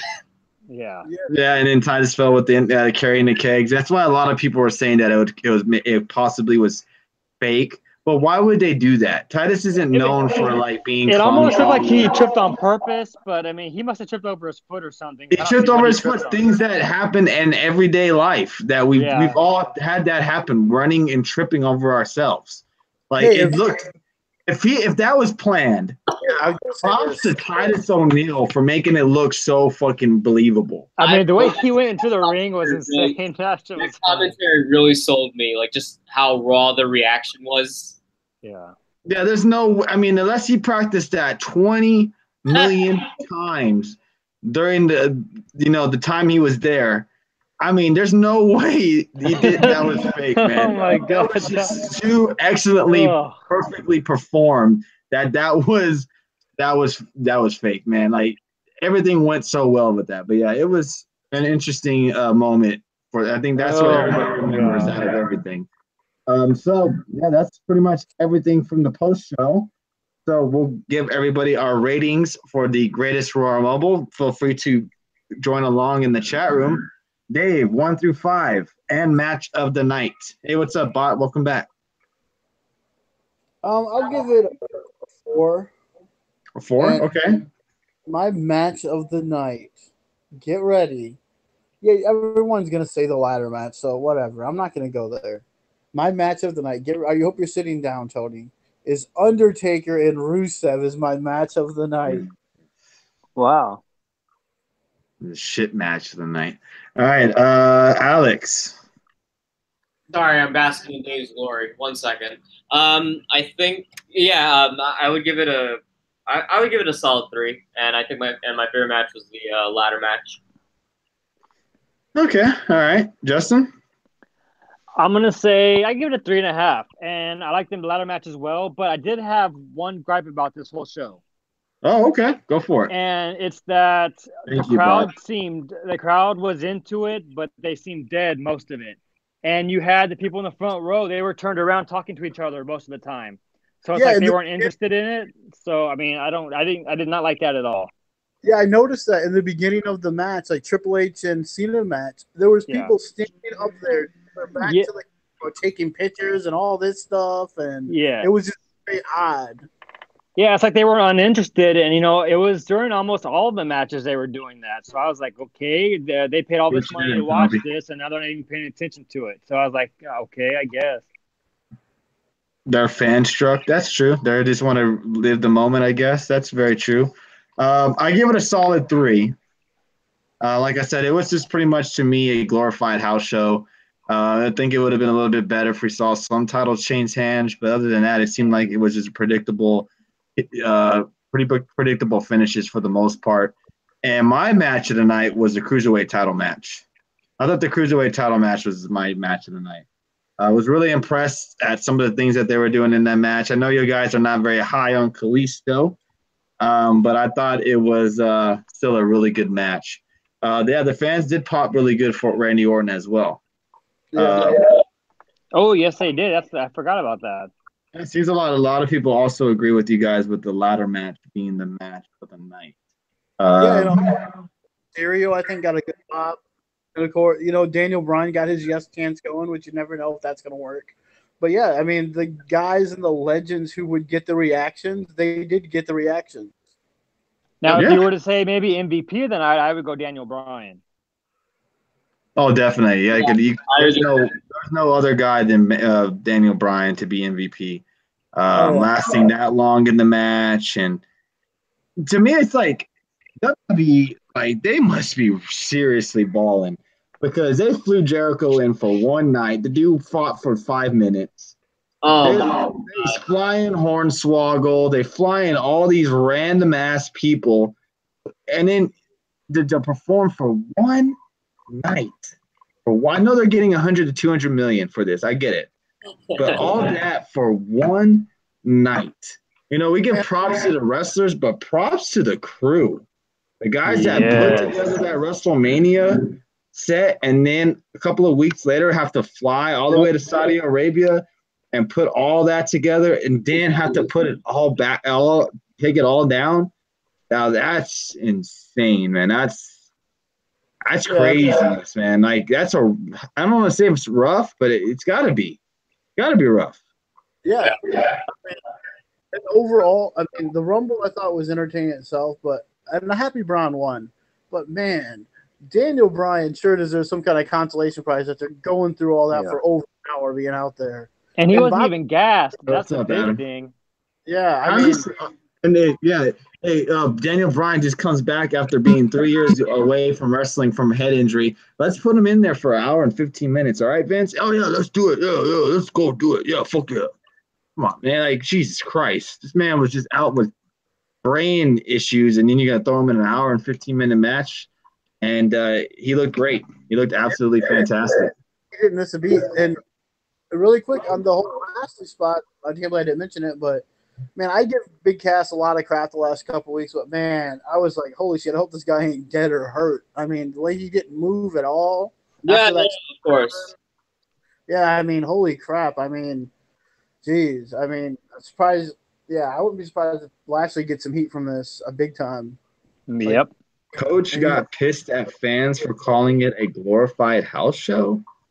For calling it what it was? Well, what happened tonight? Like, did any titles change? Anything like that? No. No, it was a glorified house show. It's something that if it came to San Antonio and they went all out, y'all would have said the same thing. Yep. You know, there's nothing different. You know, something that you could have. You know what they do on house show. It's like, you know what it reminded me of when they go to Madison Square Garden. What happens when they go to Madison Square Garden? Rock has a title match. They have some type of steel cage match. They go all out for Madison Square Garden, and it's a house show that nobody else sees. But it's Saudi Arabia, so we have to think it's on this whole different level. You know what I mean? Yes, we already covered Titus falling under the ring. No effects. If you would like to see the clip one more time, I can play it one more time. I think that's a clip that we will never get tired of seeing. But yeah, I thought for the most part, hey, they tried. Hey, how about Alex? So yeah, I get your point on that. Go ahead, Dave. Get Sasha Banks to like his tweet. Oh yeah. Yep. I mean, I didn't respond back to her because Alina would get mad, but hey, it's cool. Everyone wants a piece of the gold. And then I've gotten Chelsea Green twice, so I'm cool with that. All right, everybody. One more time, everybody. One more time. I'm just saying. But not put it out there.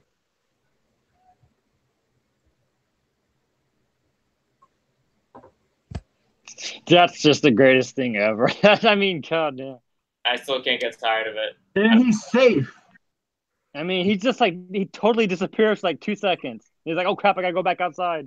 You know, you know what their reaction was when he walked back through Gorilla. That's what I want to know. You know they're gonna do a segment on Monday. They're gonna come out with a damn T-shirt. There's gonna be a T-shirt of this coming out, and I'm gonna buy it. Hate it. They're gonna make us hate it. Knowing WWE. I'm gonna buy this damn shirt because they're gonna just like when Cesaro had his 2 front teeth knocked out. Yep, definitely. So they released why Sami Zayn. They confirming the reason why Sami Zayn wasn't there. If anyone cares. Oh, because of his religion beliefs. No, I mean he's Muslim, like so Saudi Arabia, but Syria and Saudi Arabia have a very strained relationship. So WWE released a statement on the website saying, Yep. WWE respects the individual cultural differences and all that. So that's why Sami Zayn wasn't there. That's really it. You know, one thing that was crazy is that commercial we got during the show, which is probably part of the prayer they're doing, and they showed they just now have legalized for women to drive, which is crazy. Yeah. So hopefully, I don't think it'll be next year, but definitely I would say by 2022 or so that we'll definitely see these women on the show, but it won't be. I will say about that though, a lot of people were mad that they were on the show, but I guarantee you those women were happy they got 2 or 3 days off to go home and be with their families and have a little bit of fun instead of wrestling, 5, 6 days a week. Watching. Did you hear the women? They did. Oh, the women were getting paid for even though they weren't on the show. All right. Wow. Props to them. Hey, that's cool. And I know WWE did say that if they did ask the wrestlers if you didn't feel comfortable in going, you didn't have to go. So props to the WWE for not making people go, even if they, religion beliefs or whatever beliefs you have against Saudi Arabia, that if you didn't want to go, WWE, it wasn't mandatory for you to go. So that props to them. So there's not much more news to touch on. It was kind of a slow news week in wrestling. Yeah. Other than what happened on Friday, did Brock win by escaping cage first? Yes, apparently. That's how he won. Speaking of wrestlers replying to people, I got a reply from Brian Cage. Oh, look at you. Look at you. Man, look at everybody getting replies from wrestlers. We'll have them on the show, Adam Baum. Tell them to come on the show sometime. But anything you want to say about New Japan Pro Wrestling before I get to this Dave Batista news? I was, but you didn't watch the match, so no, I don't. Oh, you wanted to talk about the Jay White match. That's really it. Dontaku is still pretty much at the halfway point, so it's probably going to be end by next week. So we'll pretty much wait for that. What do you mean it's almost over? This is like a 3-weekend event or something? Yeah, so they basically the last 2 weeks have kind of just been pre-show tag team match fillers, and they would have the marquee match. Like they would have a separate marquee match. So we got 2 out of the 5 basically. It's gonna end by May 4th, May 6th. What the fuck? Yeah, that's how they. Well, also remember it's not like WWE where you get oversaturated every day about it. So they have a block of a month of events, and then they go hiding for another 2 months, stuff like that. And in terms of the ROH Bound by Honor pay-per-view, nothing really to talk about. I mean, if you the Motor City Machine Guns faced the Briscoe Brothers, so that was pretty good. The other big match was Cody Rhodes versus Punishment, but that didn't really do anything. So overall, another ROH pay-per-view that wasn't really anything impressive, to tell you the truth. I'm actually not the biggest fan of ROH right now. It's really just been Bullet Club is fine, and even that's getting tiresome.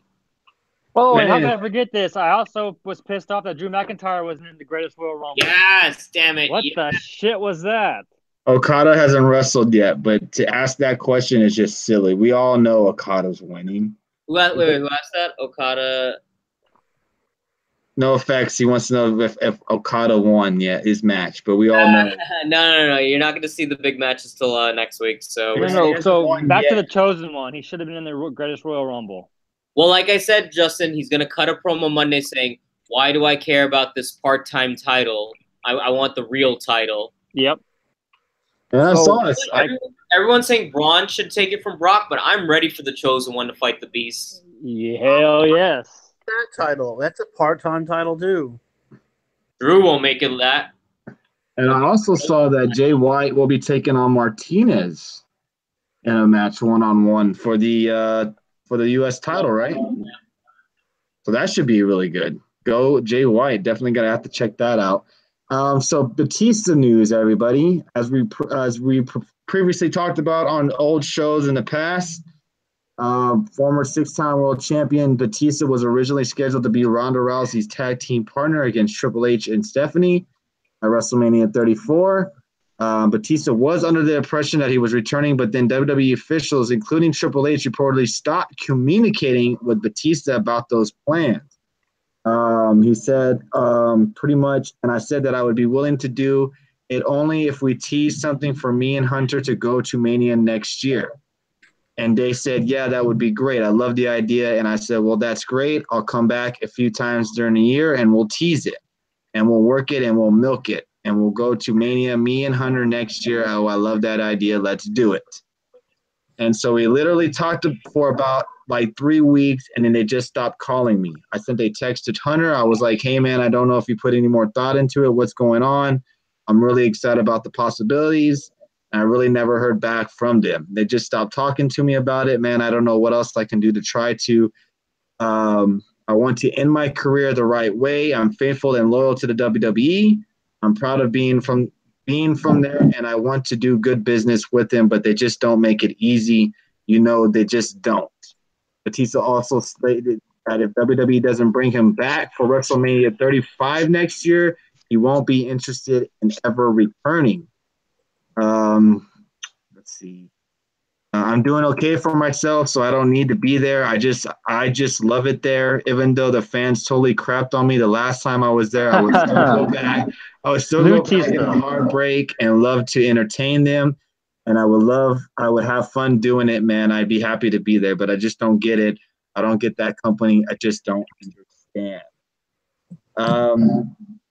So yeah, Batista wants to come back. Looks like he wants to have like a one-off with Triple H at WrestleMania 35. Batista was put in a really, really tough spot when he came back. I mean, he went against the most over guy in the company in Daniel Bryan. That's correct.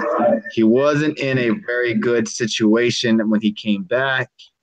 So yeah, I don't know. What's your thoughts, Alex? Are you interested in Batista coming back for a one-off? Would you have rather have him be Rousey's partner instead of Kurt Angle? I don't really care, honestly. I do find it weird that if the story is true that WWE called back Batista, especially when he had arguably the biggest movie of the summer coming out in the Avengers. Yep. I would think that Vince and Hunter would jizz over the fact that they would bring that back in. I mean, Kurt, like I said, it really didn't matter to me about Kurt Triple H because honestly, Rousey got her star showing irregardless, so I don't think it would have made a difference to me. And like I said, I don't care about Batista in terms of the wrestling ring, so whatever. All right, Dave, your quick thoughts? I thought it would have made less sense to have it be Batista simply because they would look like a super team or a superhero team. Yeah. And with Kurt, nothing against him, it worked better because Triple H could really get on him because he's at the same level. Batista's kind of is at a superstar level. It would have worked with The Rock as well because of their history. Batista is so big, it would be so hard for say oh yeah, Triple H and Stephanie can get on him and beat on him. It just worked better with Kurt Angle. People wanted to see Kurt Angle at WrestleMania again, so more than Batista, obviously. So nothing against him. I think he's great. Love to see him back, but I mean, I think it worked better with Kurt. Yeah, they definitely could have communicated with Batista a lot better. That's for sure. Justin, your quick thoughts? Well, Batista, or according to his last run, Blue Tista, I would like to see him in the ring. I mean, I'm probably one of the few fans of his in this little Get the Tables family. I would like to see him in the ring as far as the match at WrestleMania. I mean, I think Kurt Angle was the best choice at the right time for her partner. But got to think about it. If he wants to come back next year, he's going to be filming movies, especially Infinity War 2. So his scheduling might not work at the time. And if he's going to be filming the movie, they're not going to want him to be wrestling until he gets a chance to hurt himself. Right. So he's going to have to think about that as well. Guess Hunter doesn't see the in-match hype for it. Yeah, I don't know if people would be very excited to see Batista versus Triple H. I mean, I wouldn't mind seeing Batista back, but not really necessarily against Triple H. Maybe against someone else possibly, but we'll see. But yeah, that's all really wrestling news that we have. Majority of it was mostly the greatest Royal Rumble. I mean, that's really what was the majority of the news. We touched on everything that happened on Tuesday night, SmackDown and Raw. We touched on NXT. We touched on Impact on Thursday. The only Impact news that I've gotten, that I read, was something that we touched on Thursday night, and that was Braxton Sutter leaving Impact Wrestling. So, yeah, that's basically it. We pretty much covered everything wrestling news related that we could. So I think that's going to pretty much wrap up tonight's show. Let's do a quick little shout out tonight. We've had a solid 30 viewers pretty much this whole 2-hour show, which is absolutely fucking amazing. We've had 2,200 viewers so far, so thank you guys so much for coming in here and chit-chatting with us four guys. We got Jody Mania, Bob Aruski, Adam Awesome, Blissside, Will Miller, Kevin, Kenobi, Peckinrod, Ted, Budweiser, Chicano Beaner, interesting name, funny. Adam Downs, Mr. Andre, Tim, and there's 7 more viewers that I cannot see your face. So if I missed any, but No Effects is another one. So if I missed your name, just say hello in the chat room so I can give you all a quick shout out for joining us for this long show tonight. Okay, I can see. I take my thanks back to Chicano Beaner. Congrats to you, host, and thank you. Appreciate that, Kenobi. I really do appreciate that. Thank you for all the hearts. We're probably almost to 4.5 million hearts. The super hearts is where it's at. We're trying to get the super hearts up. So if you ever have any super hearts available, please be generous. We'll take them if you can. If not, regular hearts still kick ass. The site is still going to be up. I think Alex said the site should be up by May, correct? That is the goal. Running by. Yeah, this happened. Yeah. Twitch is something we will definitely tab into a little bit later on. I'm hoping maybe by the end of the summer. I don't want to get on Twitch until I have all the computer mechanics up, all the graphics up, all that stuff. I don't want to just go in there cold feet, because Twitch, everybody can jump to Twitch, and that's easy to do. Jump to Twitch, do your show on Twitch, and I wish everybody the best of luck to go on Twitch, but it is tough. It is rough to go to Twitch, to be noticed, to be recognized, especially when you're doing an IRL show talking wrestling. Show on Tuesday, absolutely. If you need someone to mod the Twitch chat, hey, we're going to need mods, absolutely. But I'm just telling y'all, I don't want to go in there cold feet. I want to look professional. I want to look good. Yeah, we want to eventually have a subscribe button on Twitch and stuff like that, but I want to look professional and legit. I want to have a website before we go. I want to get the YouTube following up a little bit more. If you haven't noticed, we're on YouTube now. Get the Tables Podcast, all one word. Go follow us on YouTube. Please get those subscribers up if you don't mind. I think we're at like 25, 26 subscribers right now. But hey, we're getting solid views on our show. Just people are not subscribing. So if you don't mind, head over on the YouTube, hit that subscribe button, hit that like button on those shows. Comment if you can. I'd really appreciate that as well, because we're trying to get a gain of following more on YouTube. On Periscope, our following is absolutely crazy, but we would love to get it more on YouTube if that's at all possible. Again, thank you guys for all the support you guys give us. I don't know where we would be without you guys. I've said that millions of times already on the show. Don't forget, Money in the Bank, everybody. Money in the Bank pay-per-view that's coming up is our 2-year anniversary. So something's going to be going on. Maybe a couple of giveaways. Definitely going to be taking calls. We're going to be going all out for that big 2-year show. So I hope everybody can join us that night as well. Twitch, somewhere down the line eventually. But right now we're sticking just to Periscope and to our good old YouTube. So if you can, go to YouTube, get the Tables Podcast, hit us up on there. Alex, any last thoughts before I move on to Dave and Justin to end tonight's show? Thank you, Michael Berry. Appreciate the super hearts, man. No, great turnout, guys. Great show. We are at right now 2,200. We'll probably have 2,300 before we close off. Thank you for all the support, as Tony said. And if you're on YouTube, please hit the like, hit the share. We want to expand the Get the Tables family, and we do plan on having the website up and running by the end of May. It's not just going to be YouTube links, but we'll have a blog running where you guys can interact as much as possible. And really, all to plug in is I just found out today I got my Backlash tickets, so we are good to go for next Sunday. I'll be in the suites so I'll be like right in the middle basically. but I'll have a perfect view, and it'll be with me and my little cousins and my brother, because my cousin's a huge wrestling fan. His favorite guy is Seth Rollins, so at least it's not Roman. There you go. There you go. It's not Roman, so I'm happy with that. So that's not us. Enjoy your time, and also going also to Backlash is our boy Brandon Catino. So Brandon and I will be meeting up before the show actually starts. We'll do a quick Periscope just to kind of hype in everything. Obviously, I'll be live broadcasting. I'll be in the car with my family most likely on the way back, so I don't know if I'll be able to call in per se, but I'll definitely be the live. I'll be the live correspondent for sure. There you go. Yes, That'll work. Yes, and Alex will drop us any special news via on special direct message, so I can tweet it out on the Get the Tables account. If Alex is not able to call in on the ride home, hopefully we'll still be going. He'll be able to call in when he gets home. But Brandon already said he will call in after the show. And next Saturday, we'll do predictions next Saturday.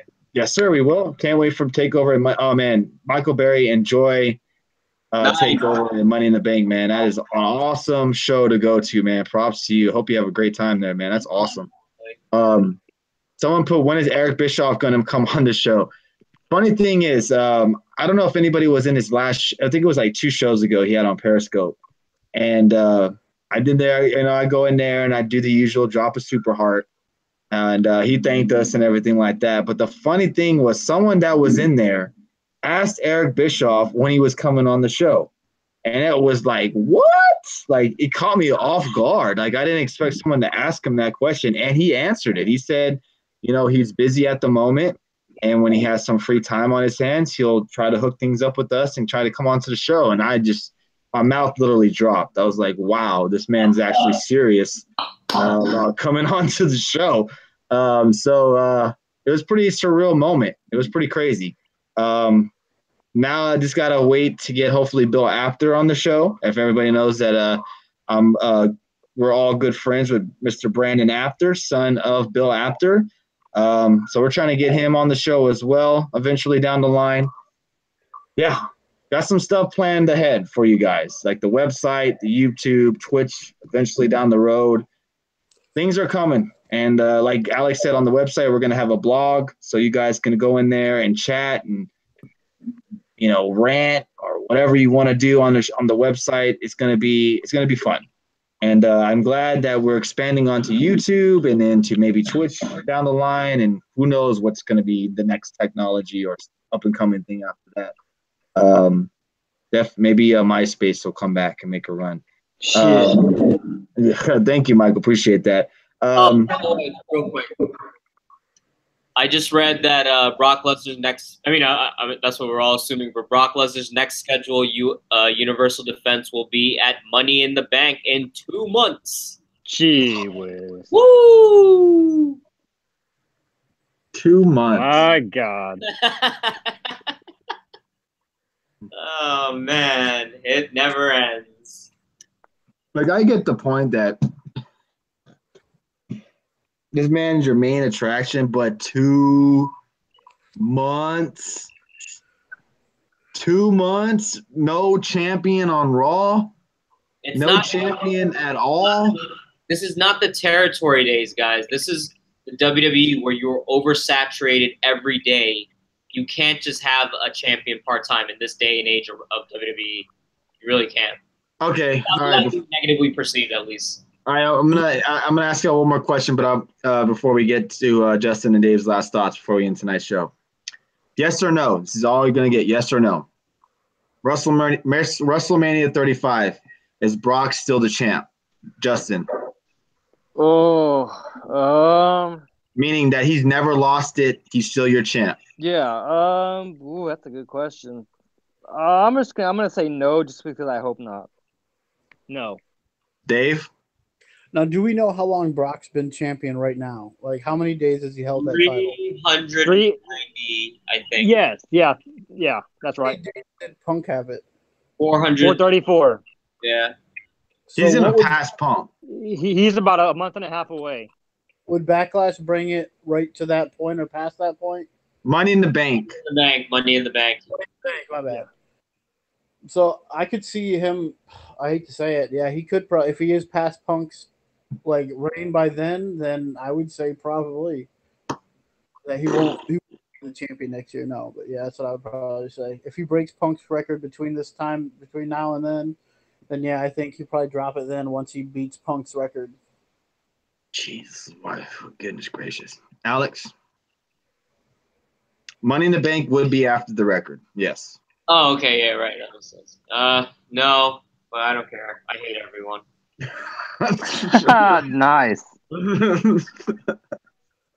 He's upset because he knows it's true. He knows it's true. Right now, guys, I can't anymore. He knows it's true. He knows that Brock's going to be the champ WrestleMania 35. He's going to go to that WrestleMania, and he's upset because he knows he's going to be there. He knows already that WrestleMania 35 is going to be Brock Lesnar versus Roman Reigns. Oh, man. It's going to be Brock Lesnar versus Roman Reigns, WrestleMania 35. That would be 5 years in a row, though, if Roman's in the main event. Alex knows. Alex already knows. God damn it. It'll probably be the rematch. The rematch to the rematch to the rematch. 3 times once in a lifetime. Not just 5 rounds. God. Maybe Brock will get the shit knocked out of him and he can never wrestle again. As much as I hate to say that, knock on wood, I don't want to see that. But, like, that's the only way that Brock's ever going to lose his title. Seemingly, that's what it seems like. But, all right, Dave, last thoughts before you guys. Go ahead. I can say who would you like to see because then we could go. I mean, I know Justin's answer. Who do you think will take it off Braun? I mean, Brock. I guess it's a Freudian slip. Braun is the only guy right now. Okay. I think Braun. Dave? What about you guys, Justin, Dave? You know my answer. Chosen one himself. I would like to see like a Bobby Lashley do it, but yeah, just don't try to give him a suplex. Yeah, John Cena's probably going to break Ric Flair's record. Yeah, that's most likely going to happen. That's pretty sure. I'm just warning how long Brock's going to hold this title for. That's my question. That's just unreal that they have no plans in sight, I don't think, to have him lose anytime soon. Seriously, are we still going to be alive if he loses the title? Now, what if whenever Braun does eventually win, they have Nicholas help him win the freaking title? Oh, Jesus. I'll take Nicholas. At this point, I don't care. I'll take Nicholas. Nicholas, if anybody hasn't seen that, Nicholas has his own T-shirt out. So I saw that. Make sure you go buy it if you want. Why can't they do something with Brock like they did when they had Eddie Guerrero beat him? You know, give it some new guy a shot and make them run with it like they did with that.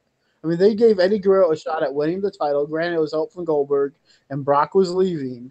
But it was someone new and someone everyone respected. All the fans respected. A guy like Eddie Guerrero finally becoming a world. That was an amazing. That's still one of my favorite moments of wrestling in all time when Eddie Guerrero won. Yeah, when he's in the crowd, freaking with the belt, man. Dude. The feels. Also, one of my favorite WrestleMania moments. They won't talk about it, but I know. Yep. Benoit and Eddie Guerrero standing in the ring. Yes. WrestleMania 20. And JR putting over Chris Benoit's 20-year journey, and it's a big moment, you know. Definitely. But yeah, thank you again, everybody, for joining us tonight. I think we're going to end it here tonight. Thank you for keeping us at solid 20 to 30 viewers all throughout the show. Our peak viewership was, I think we had about 35 viewers in at one time. We've had a solid 20 to 30 viewers this whole show. YouTube has been between 5 viewers, 4 viewers, back and forth. Thank you. I mean, that's all I can say is thank you. Don't forget to follow us on YouTube, Get the Tables Podcast. Follow us on Twitter if you can. It would be very much appreciated. And if you're new to the show, everybody, please hit that follow button because we are going to be live Tuesday with SmackDown and Raw post show, and then we're live again on Thursday talking Impact and NXT. So from us 4, thank you guys so very much for joining us on this Saturday night evening. I hope everybody has a great rest of the weekend. Hope you have a great Sunday night, and I hope everybody has a great Monday as well, because we will be back and ready to go Tuesday night. So, guys, have a great evening. Be safe, and we will see you on Tuesday. Thank you, everybody.